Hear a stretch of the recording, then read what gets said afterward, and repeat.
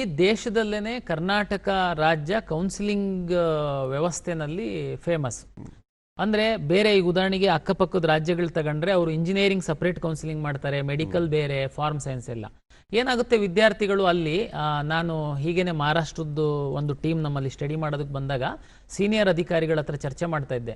ನೀವು first engineering ಮಾಡ್ತೀರಾ, ಅಲ್ಲಿ ತಗೊಳ್ತಾರೆ, ಆಮೇಲೆ ಮೆಡಿಕಲ್ ಶುರುವಾಗುತ್ತೆ, ಬಿಟ್ಟು ಹೋಗ್ತಾರೆ, ಏನು ಮಾಡ್ತಾರೆ, ನಾವೇನು ಮಾಡ್ಲಿಕ್ಕಾಗಲ್ಲ ಅಂತ ಅಷ್ಟು ಸಿಂಪಲ್ ಆನ್ಸರ್ ಆಗಿ ಅಂದರೆ ಆ ಥರದ್ದು ವ್ಯವಸ್ಥೆ. ಬಟ್ ಆದರೆ ಕರ್ನಾಟಕದಲ್ಲಿ ಎಷ್ಟು ಬ್ಯೂಟಿಫುಲ್ ಆಗಿ ಡಿಸೈನ್ ಮಾಡಿದ್ದಾರೆ ನಮ್ಮ ಹಿಂದಿನ ಅಧಿಕಾರಿಗಳು, ಸರ್ಕಾರ ಅಂತಂದರೆ medical, dental, Ayush, engineering, farm science, veterinary science, D pharma, B pharma ಎಲ್ಲ. ಬಟ್ ನೀಟ್ ಎಕ್ಸಾಮ್ ಬಂದಾದ್ಮೇಲೆ ನೀಟ್ ರ್ಯಾಂಕ್ ಆಧರಿಸಿ ಮೆಡಿಕಲ್, ಡೆಂಟಲ್, ಆಯುಷನ್ ಅಲಾಟ್ ಮಾಡ್ತಾ ಇದ್ವಿ. ಉಳಿದಂಥ ಎಲ್ಲ ಕೋರ್ಸ್ಗಳಿಗೆ CET-ನ ರ್ಯಾಂಕ್ ಆಧರಿಸಿ ನಾವು ಅಲಾಟ್ ಮಾಡುವಂಥದ್ದು. ಈಗ ನಮ್ಮ ಕರ್ನಾಟಕದಲ್ಲಿ ಪೋಷಕರಿಗೆ ಫಸ್ಟ್ ಮೆಡಿಕಲ್ ನನ್ನ ಮಗ ಮಾಡಬೇಕು ಅಂತೇಳಿ ಆಸೆ ಇರುತ್ತೆ. ಮೆಡಿಕಲ್ ಸಿಕ್ಕಿಲ್ಲ ಅಂದರೆ ಡೆಂಟಲ್ಲು, ಇದೆರಡು ಸಿಕ್ಕಿಲ್ಲ ಅಂತಂದರೆ ಪ್ಲಾನ್ ಬಿ ಅಂತ ನಾನು ಇಂಜಿನಿಯರಿಂಗ್ ಕಳಿಸ್ತೀನಿ. ಕೆಲವರು ಇಲ್ಲ ಮೆಡಿಕಲ್ಲು ಅದು ಸಿಕ್ಕಿಲ್ಲ ಅಂದರೆ ವೆಟರ್ನರಿ ಕಳಿಸ್ತೀನಿ. ನಾವು ಬೇರೆ ಬೇರೆ ಸಂದರ್ಭದಲ್ಲಿ ಕೌನ್ಸಿಲಿಂಗ್ ಮಾಡೋದ್ರಿಂದ ಏನಾಗುತ್ತೆ, ಅಲ್ಲಿ ಸೇರ್ಬಿಟ್ಟು ನಂತರ ಇದನ್ನ ಮಾಡಿದಾಗ ಅದು ಬಿಟ್ಟು ಬರ್ತಾನೆ, ಆ ಸೀಟನ್ನು ಯಾರಿಗೆ ಕೊಡೋದು, ಅವಾಗ ತುಂಬಾ ಕೆಳಗಡೆ ಇರುವಂತವ್ರಿಗೆ ಕೊಡೋದು. ಹಂಗಾಗಿ ನಮ್ದು ಕಂಬೈನ್ಡ್ ಕೌನ್ಸಿಲಿಂಗ್ ನಾವು ಮಾಡ್ತಾ ಇದ್ವಿ, ತುಂಬಾ ಅದ್ಭುತವಾಗಿತ್ತು. ನೀಟ್ ರ್ಯಾಂಕ್ ಆಧರಿಸಿ 3 ಕೋರ್ಸು, CET ರ್ಯಾಂಕ್ ಆಧರಿಸಿ ಇತರೆ ಕೋರ್ಸು. ಒಬ್ಬ ವಿದ್ಯಾರ್ಥಿ ಆಪ್ಷನ್ ಎಂಟ್ರಿ ಮಾಡುವಂಥ ಸಂದರ್ಭದಲ್ಲಿ ಮೆಡಿಕಲ್ಲು ಎಷ್ಟು ಕಾಲೇಜು ಬೇಕು ಮಾಡ್ಬೋದು, ಡೆಂಟಲ್ ಎಷ್ಟು ಬೇಕು ಮಾಡ್ಬೋದು, ಕೊನೆಗೆ ಅದು ಎರಡು ಸಿಕ್ಕಿಲ್ಲ ಅಂದರೆ ನಾನು ಇಂಜಿನಿಯರಿಂಗು, ಅದು ಸಿಕ್ಕಿಲ್ಲ ಅಂದರೆ ವೆಟರ್ನರಿ, ಅದು ಸಿಕ್ಕಿಲ್ಲ ಫಾರ್ಮ್ಸ್, ಎಷ್ಟು ಆಪ್ಷನ್ನು ಎಷ್ಟು ಕಾಲೇಜಿಗೆ ಬೇಕಾದ್ರೂ ಆಪ್ಷನ್ ಎಂಟ್ರಿ ಮಾಡ್ಬೋದಾಗಿತ್ತು. ನಾವು ಅವರ ರ್ಯಾಂಕು ಮತ್ತು ಅವರು ಏನು ಪ್ರಿಯಾರಿಟಿ ಕೊಟ್ಟಿದ್ದಾರೆ, ಫಸ್ಟು, ಸೆಕೆಂಡು, ಥರ್ಡು, ಅದರ ಆಧಾರದ ಮೇಲೆ ಅವರಿಗೆ ಬೆಸ್ಟ್ 1 ಸೀಟನ್ನು ಅಲಾಟ್ ಮಾಡ್ತಾ ಇದ್ವಿ. ಈ ಸರಿ ನೀಟ್ ಎಕ್ಸಾಮ್ ಆಗೋದಕ್ಕೆ ಹೋಗಿ ನಮಗೆ ಆ ನೀಟ್ ರಿಸಲ್ಟ್ 21ಕ್ಕೆ ಎಕ್ಸಾಮ್ ಅಂದರೆ ಅದಾಗಿ 1 ತಿಂಗಳಿಗೆ ನಮಗೆ ರಿಸಲ್ಟ್ ಬರ್ಬೋದು.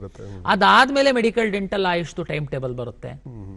ಈಗ ನಾವು ಸರ್ಕಾರದ ಮಟ್ಟದಲ್ಲಿ ಈಗಾಗಲೇ ಇಂಜಿನಿಯರಿಂಗ್ ಉಳಿದಂಥ ಕೋರ್ಸ್ಗಳದ್ದು ಕೌನ್ಸಿಲಿಂಗ್ ಶುರು ಮಾಡೋದಕ್ಕೆ ನಾವು ಸಿದ್ಧರಾಗಿದ್ದೀವಿ. ಹಾಗಾಗಿ ಈ ಮೊದಲ ಬಾರಿಗೆ ನೀಟ್ ರ್ಯಾಂಕ್ ಆಧರಿಸಿ ಹಂಚಿಕೆ ಮಾಡುವಂಥದ್ದನ್ನ ಪ್ರತ್ಯೇಕವಾಗಿ, CET ರ್ಯಾಂಕು ಪ್ರತ್ಯೇಕವಾಗಿ ಮಾಡಬೇಕು ಅಂತ ತೀರ್ಮಾನ ಮಾಡಿದ್ದಾರೆ. ನಾನು ಪೋಷಕರು ವಿದ್ಯಾರ್ಥಿಗಳಿಗೆ ವಿನಂತಿ, ಪ್ರತ್ಯೇಕ ಅಂತಿದ್ದಂಗೆನೆ ನಾನು ಮೊದಲು ಬೇರೆ ರಾಜ್ಯದ ಉದಾಹರಣೆ ಕೊಟ್ಟಾಗ ಅನ್ಯಾಯ ಆಗ್ಬಿಡುತ್ತೆ ನಮಗೆ ಅಂತ ಭಾವಿಸಕ್ಕೆ ಹೋಗ್ಬೇಡಿ.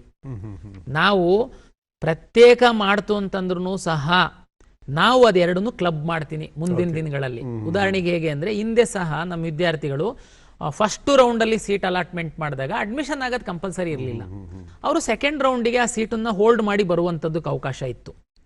ಸೆಕೆಂಡ್ ರೌಂಡಲ್ಲಿ ಮೆಡಿಕಲ್, ಡೆಂಟಲ್ ಕಂಪಲ್ಸರಿ ಅಡ್ಮಿಷನ್ ಇತ್ತು, ಇಂಜಿನಿಯರಿಂಗ್ ಮತ್ತು ಥರ್ಡ್ ರೌಂಡಿಗೆ ಸಹ ಹೋಲ್ಡ್ ಮಾಡಿ ಬರ್ಬೋದಾಗಿತ್ತು. ಒಂದು ರೌಂಡ್ ಕೌನ್ಸಿಲಿಂಗ್ ಮಾಡೋದಕ್ಕೆ ಮಿನಿಮಮ್ 30 to 35 ಡೇಸ್ ನನಗೆ ಬೇಕಾಗುತ್ತೆ. ಉದಾಹರಣೆಗೆ ನಾನು ಮೆಡಿಕಲ್, ಡೆಂಟಲ್, ಆಯುಷನ್ ಬಿಟ್ಟು ನಾನು ಸೋಮವಾರ ನಾನು ಆಪ್ಷನ್ ಎಂಟ್ರಿ ಶುರು ಮಾಡಿದೆ ಅಂತಂದ್ರೂ ಇಮ್ಯಾಜಿನ್ ಮಾಡಿ ನೀವು, ನಮ್ದು 1 ರೌಂಡ್ ಮುಗಿದು ಅಡ್ಮಿಷನ್ ಆಗುವಂಥದ್ದಕ್ಕೇನೆ 1.5 ತಿಂಗಳಾಗುತ್ತೆ. ಮೆಡಿಕಲ್ಲಿಗೆ ಹೋಗುವಂತಹ ಒಬ್ಬ ವಿದ್ಯಾರ್ಥಿ ನಮ್ಮಲ್ಲಿ ಒಂದು ಪ್ರತಿಷ್ಠಿತ ಕಾಲೇಜಲ್ಲಿ ಇಂಜಿನಿಯರಿಂಗ್ ಸೀಟ್ ತಗೊಂಡಿದ್ದಾನೆ. ನಾನು ಅವನಿಗೆ ವಿನಂತಿ ಮಾಡುವಂಥದ್ದು, ನೀನು ನಮ್ಮಲ್ಲಿ ಸಿಕ್ಕಿದೆ ಅಂತಿದ್ದಂಗೆನೆ ಹೋಗಿ ಅಡ್ಮಿಷನ್ ಆಗಬೇಡ.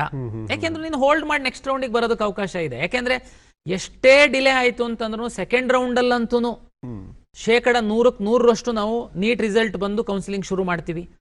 ಈಗ ಉದಾಹರಣೆಗೆ ಒಂದು ಪ್ರತಿಷ್ಠಿತ ಕಾಲೇಜಲ್ಲಿ ಇಂಜಿನಿಯರಿಂಗು, ಪ್ರತಿಷ್ಠಿತ ಕಾಲೇಜಲ್ಲಿ ವೆಟರ್ನರಿ ಸೈನ್ಸ್ ತಗೊಂಡಿದ್ದಾನೆ. ಆ ಪ್ರತಿಷ್ಠಿತ ಕಾಲೇಜಲ್ಲಿ ಇಂಜಿನಿಯರಿಂಗ್, ವೆಟರ್ನರಿ ತಗೊಂಡಿರೋನು ಮೆಡಿಕಲಲ್ಲಿ ಸಹ ಅವನು ಒಳ್ಳೆ ರ್ಯಾಂಕೇನೆ ತಗೊಂತಾನೆ ಅಂತ ಅಂದ್ಕೊಂಡ್ರೆ, ನೀನು ಆ ಸೀಟ್ ತಗೊಂತಿದ್ದಂಗೆನೆ ಅದನ್ನು ಹೋಲ್ಡ್ ಮಾಡು, ಸೆಕೆಂಡ್ ರೌಂಡಿಗೆ ಬಾ. ಸೆಕೆಂಡ್ ರೌಂಡಲ್ಲಿ ನಾವು ಮೆಡಿಕಲ್ ಕೌನ್ಸಿಲಿಂಗ್ ಶುರು ಮಾಡಿದಾಗ ನೀನು ಮೆಡಿಕಲ್ ಆಪ್ಷನ್ ಎಂಟ್ರಿ ಮಾಡ್ತೀಯಾ, ಅವಾಗ ಆಟೋಮೆಟಿಕ್ ಆಗಿ ನಮ್ದು ನಿಯಮ ಏನು ಹೇಳುತ್ತೆ, ನಿನಗೆ ಮೇಲಿಂದು ಯಾವ್ದಾದ್ರು ಸೀಟ್ ಸಿಕ್ತು ಅಂದ್ರೆ ಇಟ್ಕೊಂಡಿರೋ ಸೀಟು ನಿನ್ನಿಂದ ಹೋಗಿ ಬೇರೆಯವ್ರಿಗೆ ಅಲಾಟ್ ಆಗುತ್ತೆ.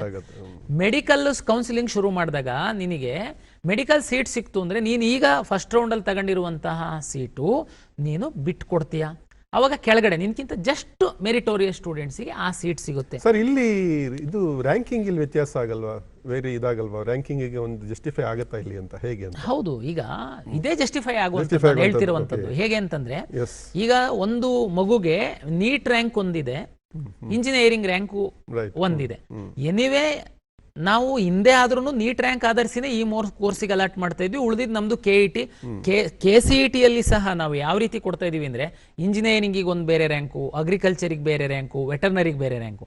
ಸೀಟ್ ಅಲಾಟ್ ಮಾಡುವಂತಹ ಸಂದರ್ಭದಲ್ಲಿ ಸಹ ನೀಟ್ ರ್ಯಾಂಕ್ ಆಧರಿಸಿ ಮೆಡಿಕಲ್ಲು, ಡೆಂಟಲ್ಲು, ಆಯುಷು, ಇನ್ನು ಉಳಿದಂತೆ ಇಂಜಿನಿಯರಿಂಗ್ ಅಂದ್ರೆ engineering rank, farm science, agri, forestry, sericulture ಎಲ್ಲ, ಫಿಶರೀಸ್ ಅಂತಂದರೆ ಫಾರ್ಮ್ ಸೈನ್ಸ್ ರ್ಯಾಂಕು, ವೆಟರ್ನರಿಗೆ ವೆಟರ್ನರಿ ಸೈನ್ಸ್ ರ್ಯಾಂಕು, ಈ ರೀತಿ ಅಲಾಟ್ ಮಾಡ್ತಾ ಇದ್ವಿ. ಅಂದ್ರೆ ಇಲ್ಲಿ ಯಾವುದೇ ವ್ಯತ್ಯಾಸ ಆಗಲ್ಲ, ವ್ಯತ್ಯಾಸ ಯಾವುದೂ ಆಗಲ್ಲ. ನಾವು ಸಿಂಪಲ್ ಆಗಿ ಹೇಳೋದಂತಂದ್ರೆ ಈ ಬಾರಿ ನಾವು ನೀಟು ಡಿಲೇ ಆಗಿರೋದ್ರಿಂದ KCET ಕೌನ್ಸಿಲಿಂಗ್ ನಾವೀಗ ತಕ್ಷಣ ಶುರು ಮಾಡ್ತಾ ಇದೀವಿ ಅಂದ ಮಾತ್ರಕ್ಕೆ ಮೆಡಿಕಲ್ ಎಕ್ಸಾಮ್, ನೀಟ್ ಎಕ್ಸಾಮ್ ಬರೀತಿರೋ ವಿದ್ಯಾರ್ಥಿಗಳು, ಪೋಷಕರು ಆತಂಕಕ್ಕೆ ಒಳಪಡುವಂತಹ ಅಗತ್ಯ ಇಲ್ಲ. ತಮಗೆ ಸಹ ನಿಮ್ಮ ಮಕ್ಕಳು 21 ತನಕ, ನಾನು ಉದಾಹರಣೆಗೆ ನಾಳೆ ಆಪ್ಷನ್ ಎಂಟ್ರಿ ಓಪನ್ ಮಾಡಿದ್ರು ಸಹ ನೀಟ್ ಪರೀಕ್ಷೆ ಬರಿತಾ ಇರುವಂತಹ ವಿದ್ಯಾರ್ಥಿಗಳಿಗೆ ನಾನು ಅಲೋ ಮಾಡಲ್ಲ. ದಯಮಾಡಿ ನೀವು ಸಹ ಬರಕ್ ಹೋಗ್ಬೇಡಿ ಆಪ್ಷನ್ ಎಂಟ್ರಿ ಮಾಡೋದಕ್ಕೆ. ದಯಮಾಡಿ 21ನೇ ತಾರೀಕು ಎಕ್ಸಾಮಿಗೆ ಸಿದ್ಧತೆಯನ್ನ ನಡೆಸಿ. ನಿಮಗೆ 21 ಆದ್ಮೇಲೆ ಸಹ ನಿಮಗೆ ಆಪ್ಷನ್ ಎಂಟ್ರಿಗೆ ಲಾಗಿನ್ ಓಪನ್ ಇರುತ್ತೆ, ಎಂಟ್ರಿ ಮಾಡ್ಬೋದು. ಯಾವುದೇ ಕಾರಣಕ್ಕೆ ಆಪ್ಷನ್ ಎಂಟ್ರಿ ಬಿಟ್ಬಿಟ್ಟಿದ್ದಾರೆ, ನಾನು ಎಂಟ್ರಿ ಮಾಡ್ಬಿಡೋಣ, ಮುಗ್ದೋಗ್ಬಿಡುತ್ತೆ, ನೋ, ಟೆನ್ಷನ್ ಮಾಡ್ಕೊಳಕ್ ಹೋಗ್ಬೇಡಿ. ನೀಟು ಇದೆಲ್ಲದಕ್ಕಿಂತನೂ ಪರೀಕ್ಷೆ ಇಂಪಾರ್ಟೆಂಟ್ ಇದೆ, ಅದು ಮರು ಪರೀಕ್ಷೆ ಆಗ್ತಾ ಇದೆ. ದಯಮಾಡಿ ನೀಟ್ ವಿದ್ಯಾರ್ಥಿಗಳು ನಮ್ಮ KCET ಕಡೆ ತಿರುಗಿ ನೋಡೋದಕ್ಕೆ ಹೋಗ್ಬೇಡಿ, ಆಪ್ಷನ್ ಎಂಟ್ರಿ ಕಡೆ ನೋಡೋದಕ್ಕೆ ಹೋಗ್ಬೇಡಿ. 21ನೇ ತಾರೀಕು ಪರೀಕ್ಷೆಗೆ ಮಾತ್ರ ಫೋಕಸ್ ಮಾಡಿ. 22ನೇ ತಾರೀಕಿಂದ ತಾವು ಆಪ್ಷನ್ ಎಂಟ್ರಿ ಮಾಡುವ. ಎಸ್ ಸರ್, ಬಹಳ ಕ್ಲಿಯರ್ ಆಗಿದೆ ಸರ್, ಬಹಳ ಸ್ಪಷ್ಟವಾಗಿ ಹೇಳಿದ್ದಾರೆ ಎಲ್ಲ ವಿದ್ಯಾರ್ಥಿಗಳಿಗೂ. ತುಂಬಾ ಜನ ನಿಮ್ಮ ಜೊತೆ ಮಾತಾಡಬೇಕು ಅಂತ ತುಂಬಾ ಸಂದೇಹಗಳಿದ್ದಾವೆ, ಪ್ರಶ್ನೆಗಳಿದ್ದಾವೆ. ಈಗ ಕುಂದಾಪುರಿಂದ ಪ್ರಸಾದ್ ಅವರು ಕರೆ ಮಾಡಿದ್ದಾರೆ. ಹಲೋ, ನಮಸ್ತೆ ಪ್ರಸಾದ್, ನಿಮ್ಮ ಪ್ರಶ್ನೆ ಕೇಳಿ. ಸರ್, ಪ್ರತಿ ವರ್ಷ ಫಸ್ಟ್ ರೌಂಡ್ಗಿಂತ ಈ ವರ್ಷ ಪ್ರೀ ರೌಂಡ್ ಅಲ್ಲಿ ಏನ್ ಡಿಫರೆನ್ಸ್ ಸರ್? ನೋಡಿ, ನಾವು ಪ್ರೀ ರೌಂಡು ಮತ್ತೆ ಫಸ್ಟ್ ರೌಂಡ್ ಏನು ವ್ಯತ್ಯಾಸ ಅಂತಂದ್ರೆ, ತಮಗೆಲ್ಲ ಗೊತ್ತಿದೆ, ನೀಟು ರೀ ಎಕ್ಸಾಮು ಅನೌನ್ಸ್ ಆಗಿ ತುಂಬ ದಿವಸ ಆಗೋಯ್ತು. ಕಳೆದ ತಿಂಗಳಲ್ಲೇ 3ನೇ ತಾರೀಕಿನ ಎಕ್ಸಾಮ್ ಆಗಿ ರೀ ಅನೌನ್ಸ್ ಆಯಿತು. ನಮ್ಮದು ಉಳಿದಂಥದ್ದು ಎಲ್ಲದೂ ನಮಗೆ ಸೀಟ್ ಮ್ಯಾಟ್ರಿಕ್ಸು, ನಮ್ಮದು ರಿಸಲ್ಟು ಎಲ್ಲ ರೆಡಿ ಇದ್ದು ನಾನು ಇಮಿಡಿಯೇಟ್ಲಿ ಕೌನ್ಸಿಲಿಂಗ್ ಶುರು ಮಾಡ್ತು ಅಂತಂದರೆ, ನಾನು ನೀಟ್ ರಿಸಲ್ಟ್ ಬಂದು ನೀಟ್ ಮಕ್ಕಳನ್ನ ಮೇಕಪ್ ಮಾಡಬೇಕು ಅಂದರೆ, ನನ್ನ ಸಿಸ್ಟಮ್ ಒಳಗಡೆ ತಗೊಳ್ಬೇಕು ಅಂತಂದರೆ ಸಾಕಷ್ಟು ಸಮಯ ಇರ್ತಿತ್ತು. ಹಾಗಾಗಿ ನಾನು ಪ್ರೀ ರೌಂಡ್ ಮಾಡುವಂಥದ್ದಕ್ಕೆ ಒಂದು ತೀರ್ಮಾನ ಮಾಡಿದ್ವಿ. ಏನಪ್ಪ ಪ್ರೀ ರೌಂಡ್ ಅಂತಂದರೆ, ತಮಗೆಲ್ಲ ಗೊತ್ತಿರಬೇಕು, ಈ ಆನ್ಲೈನ್ ಕೌನ್ಸಿಲಿಂಗಿಂತ ಪೂರ್ವದಲ್ಲಿ ಪ್ರೀ ರೌಂಡ್ ಮಾಡ್ತಾಯಿದ್ರು. ಸಿಂಪಲ್ ನಾನು ಹೇಳುವಂಥದ್ದು ತಮಗೆ ಅರ್ಥ ಆಗುವಂತೆ ಅಂದರೆ, ಉದಾಹರಣೆಗೆ ನಿಮ್ಮ ಚಾಯ್ಸು ನೀಟ್ ಹೊರತುಪಡಿಸಿರುವಂಥ ವಿದ್ಯಾರ್ಥಿಗಳದು ಟಾಪ್ ಕಾಲೇಜಲ್ಲಿ ಒಂದು ಇಂಜಿನಿಯರಿಂಗ್ ಕಂಪ್ಯೂಟರ್ ಸೈನ್ಸ್ ಮಾಡಬೇಕು, ಇಲ್ಲ ವೆಟರ್ನರಿ ಕಾಲೇಜು ಬೆಂಗಳೂರಲ್ಲಿ ನಾನು ವೆಟರ್ನರಿ ಮಾಡಬೇಕು. ನೀವು ನನ್ನ ಆಪ್ಷನ್ ಎಂಟ್ರಿ ಓಪನ್ ಮಾಡಿದರೆ ನೀವು ಫಸ್ಟ್ ಆಪ್ಷನ್ನೇ ಬೆಂಗಳೂರು ವೆಟರ್ನರಿ ಕಾಲೇಜ್ ಹಾಕಿದ್ದೀರಾ, ಫಸ್ಟ್ ಆಪ್ಷನ್ನೇ ನೀವು ಯಾವುದೋ ಟಾಪ್ ಇಂಜಿನಿಯರಿಂಗ್ ಕಾಲೇಜ್ ಹಾಕಿದ್ದೀರಾ. ಓಕೆ, ನಾಳೆ ನಾನು ರಿಸಲ್ಟನ್ನು ಪಬ್ಲಿಷ್ ಮಾಡ್ತೀನಿ, ನಿಮಗೆ ಅದೇನೇ ಸಿಕ್ಕಿದೆ, ನಿಮ್ಮನ್ನ ನನ್ನ ಸಿಸ್ಟಮಿಂದ ನಿಮ್ಮನ್ನು ಹೊರಗಡೆ ಕಳಿಸ್ಬೇಕು ನಾನು. ಅದಕ್ಕೋಸ್ಕರ ಪ್ರೀ ರೌಂಡು ಏನು ಅಂದರೆ, 100% ನನಗೆ ಈ ರೌಂಡಲ್ಲಿ ಸಿಕ್ಕಿರುವಂಥ ಸೀಟು ಇಷ್ಟ ಇದೆ, ನಾನು ಕಾಲೇಜಿಗೆ ಹೋಗಿ ಅಡ್ಮಿಷನ್ ಆಗ್ತೀನಿ ಅನ್ನುವಂಥದ್ದು. ಇಂಥ ವಿದ್ಯಾರ್ಥಿಗಳು ನನ್ನ ಒಂದು ಇಂದಿನ ಒಂದು ಅನುಭವದಲ್ಲಿ ನಮ್ಮ ಡಾಟಾ ಪ್ರಕಾರ 15ರಿಂದ 20% ವಿದ್ಯಾರ್ಥಿಗಳಿರ್ತಾರೆ. ನಿಮ್ಗಳನ್ನ ನಮ್ಮ ಸಿಸ್ಟಮಿಂದ ಹೊರಗಡೆ ಕಳಿಸ್ಬೇಕು, ನಾನು ಕಾಲೇಜಿಗೆ ಕಳಿಸ್ಬೇಕು. ಅದಕ್ಕೋಸ್ಕರ ಪ್ರೀ ರೌಂಡ್ ಮಾಡುವಂಥದ್ದಕ್ಕೆ ನಾವು ಪ್ಲಾನ್ ಮಾಡಿದ್ವಿ. ಏನಂತಂದರೆ, ಈಗ ನಾನು ಹೇಳಿದ್ನಲ್ಲ, ಟಾಪ್ ವೆಟರ್ನರಿ ಸಿಕ್ಕಿದೆ, ನೀವು ದುಡ್ಡು ಕಟ್ಟ್ರಿ, ಕಾಲೇಜಿಗೆ ಹೋಗಿ ಅಡ್ಮಿಷನ್ ಆಗ್ರಿ, ನಮ್ಮ ಸಿಸ್ಟಮಿಂದ ಮುಗಿದು ಹೋದ್ರಿ ನೀವು ಹೊರಗಡೆ. ಸರ್, ಮತ್ತೆ ಉಳಿದವರಿಗೆ ನಾನು ಮುಂದೆ ಪ್ರಶ್ನೆ ಕೇಳೋರಿಗೆ ಈಗಲೇ ಕ್ಲಾರಿಫೈ ಮಾಡಿದ್ದಾರೆ. ಸರ್, ಈಗ ಫಸ್ಟ್ ಪ್ರೀ ರೌಂಡಲ್ಲಿ ನನಗೆ ಸೀಟ್ ಸಿಕ್ಕಿದೆ, ಅದನ್ನು ನಾನು ಹೋಲ್ಡ್ ಮಾಡ್ಕೊಂಡು ಫಸ್ಟ್ ರೌಂಡಿಗೆ ಬರ್ಬೋದಾ? ಇಲ್ಲ ಸರ್, ಇದು ಅನ್ಯಾಯ ಅಲ್ವಾ, ಹೆಂಗೆ ಸರ್ ಹೋಲ್ಡ್ ಮಾಡ್ಕೊಂಡು ಬರೋ, ನಮಗೆ ಸಿಕ್ಕಿರೋದು ಏನು ಗ್ಯಾರಂಟಿ ಸರ್? ನೋಡಿ, ದಯಮಾಡಿ ಅರ್ಥ ಮಾಡ್ಕೊಳ್ಳಿ. ಈ ರೌಂಡಲ್ಲಿ ನಾವು ಮೆಡಿಕಲ್ಲು, ಡೆಂಟಲ್ಲು, ಆಯುಷು ಕರ್ನಾಟಕದಲ್ಲೇ 10,000 11,000 ಸೀಟ್ ಇದೆ. 4,500 ಗೌರ್ಮೆಂಟ್ ಸೀಟ್ಗಳೇ ನಮಗೆ ಸಿಗುತ್ತೆ. ಗೌರ್ಮೆಂಟ್ ಮೆಡಿಕಲ್ ಕಾಲೇಜು ಮತ್ತು ಈ ಪ್ರೈವೇಟ್ ಕಾಲೇಜಲ್ಲಿರುವಂತಹ ಸೀಟ್ಗಳೆಲ್ಲ.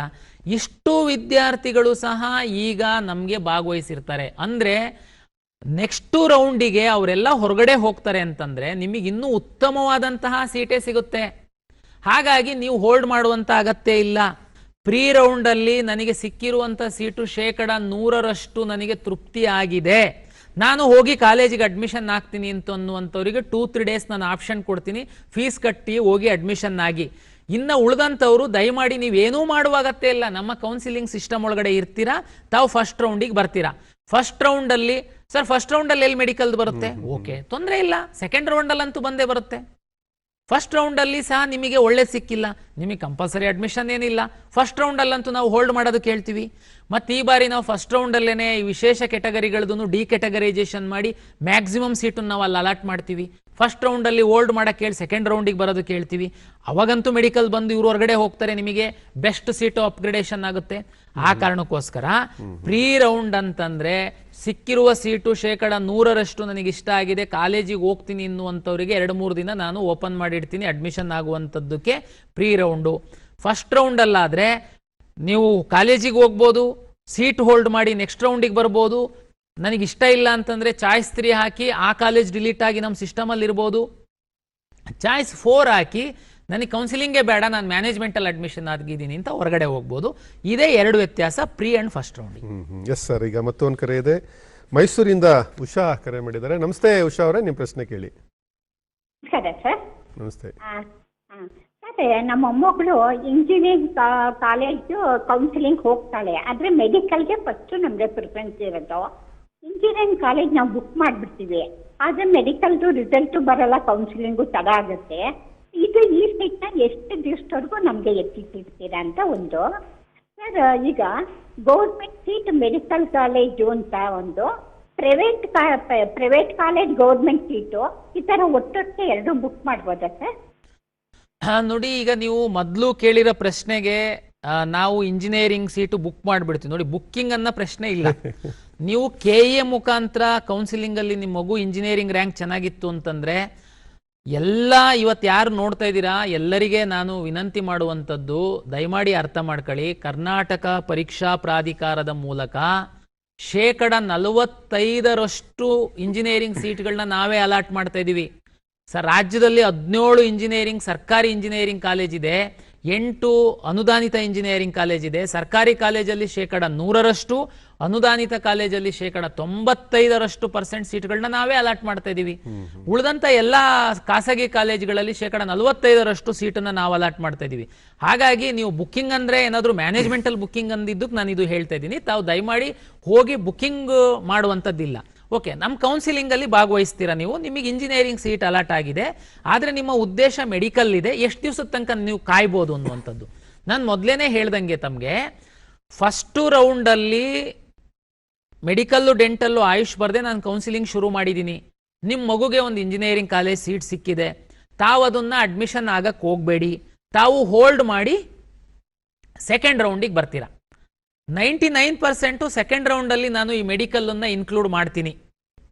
ಸರ್ ಇಲ್ಲ ಸರ್, ವರ್ಸ್ಟ್ ಕೇಸಲ್ಲಿ ಮಾಡೋಕ್ಕೆ ನಿಮಗೆ ಆಗಲೇ ಇಲ್ಲ. ನಾನು ಹೇಳ್ತೀನಿ ಮಾಡ್ತೀನಿ. ಮಾಡೋಕ್ಕಾಗಲೇ ಇಲ್ಲ ಸರ್, ಚಿಂತೆ ಮಾಡಬೇಡಿ ನೀವು. ನೆಕ್ಸ್ಟು ಸಹ ನಮ್ಮದೇ ಕೌನ್ಸಿಲಿಂಗು, ಅವಾಗ ಸಹ ನಾವು ನಿಮಗೆ ಮುಂದಿನ ರೌಂಡು ಹೋಗುವಂಥದ್ದಕ್ಕೆ ಅವಕಾಶ ಕೊಡ್ತೀವಿ. ಇಂಥ ಸಿಚುವೇಶನ್ ಬರಲ್ಲ. ನಾನು ಅದಕ್ಕೆ ಹೇಳ್ತಾ ಇರುವಂಥದ್ದು, ನೋಡಿ, ಯಾವುದಕ್ಕೆ ಆದರೂ ಒಂದು ಲಿಮಿಟ್ ಇರುತ್ತೆ, ಒಂದು ಅಡ್ಮಿಷನಿಗೆ ಟೈಮ್ ಟೇಬಲ್ ಇರುತ್ತೆ. ನಾನು ಹೇಳ್ತಾ ಇದ್ದೀನಿ, AICTE ಅವರು ಮೆಡಿಕಲ್ ಇರ್ಬೋದು, ಒಂದು ಅಡ್ಮಿಷನ್ನಿಗಂತೂ ಎಂಡ್ ಮಾಡಲೇಬೇಕಲ್ಲ. ನೀವು 6 ತಿಂಗಳು ತನಕ ಏನು ಮಾಡೋದಕ್ಕಾಗಲ್ಲ. ನೀಟ್ ಎಕ್ಸಾಮ್ ಆದಮೇಲೆ ರಿಸಲ್ಟ್ ಕೊಡಬೇಕು, ಕೌನ್ಸಿಲಿಂಗ್ ಶುರು ಮಾಡಬೇಕು, ನೆಕ್ಸ್ಟ್ ಅಕಾಡೆಮಿಕ್ ಇಯರ್ ಶುರು ಮಾಡಬೇಕಾಗುತ್ತೆ. ಹಾಗಾಗಿ ನಾನು ಒಂದು ರೌಂಡ್ ಮಾಡೋದಕ್ಕೆ 30ರಿಂದ 40 ದಿವಸ ಬೇಕಾಗುತ್ತೆ ಅಂತಂದರೆ ಅದನ್ನೆಲ್ಲ ಲೆಕ್ಕ ಹಾಕಿನೇ ನಾನು ಪೋಷಕರಿಗೆ ಹೇಳ್ತಾ ಇದ್ದೀನಿ.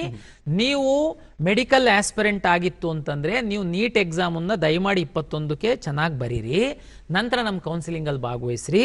ನಿಮಗೆ ವೆಟರ್ನರಿ, ಅಗ್ರಿಕಲ್ಚರ್, ಇಂಜಿನಿಯರಿಂಗ್ ಯಾವ ಸೀಟ್ ಸಿಕ್ಕಿದ್ರು ಹೋಲ್ಡ್ ಮಾಡಿ ಮುಂದಿನ ರೌಂಡಿಗೆ ಬನ್ನಿ. ನಾನು ಸೆಕೆಂಡ್ ರೌಂಡಿಗೆ ಮೆಡಿಕಲ್ಲು, ನೀಟ್ದು ಸೀಟನ್ನು ತಗೊಳ್ತೀನಿ. ಆವಾಗ ನೀವು ಅದಕ್ಕೆ ಭಾಗವಹಿಸಿ ನೀವು ಹೋಗ್ಬೋದು ತಗೊಂಡು.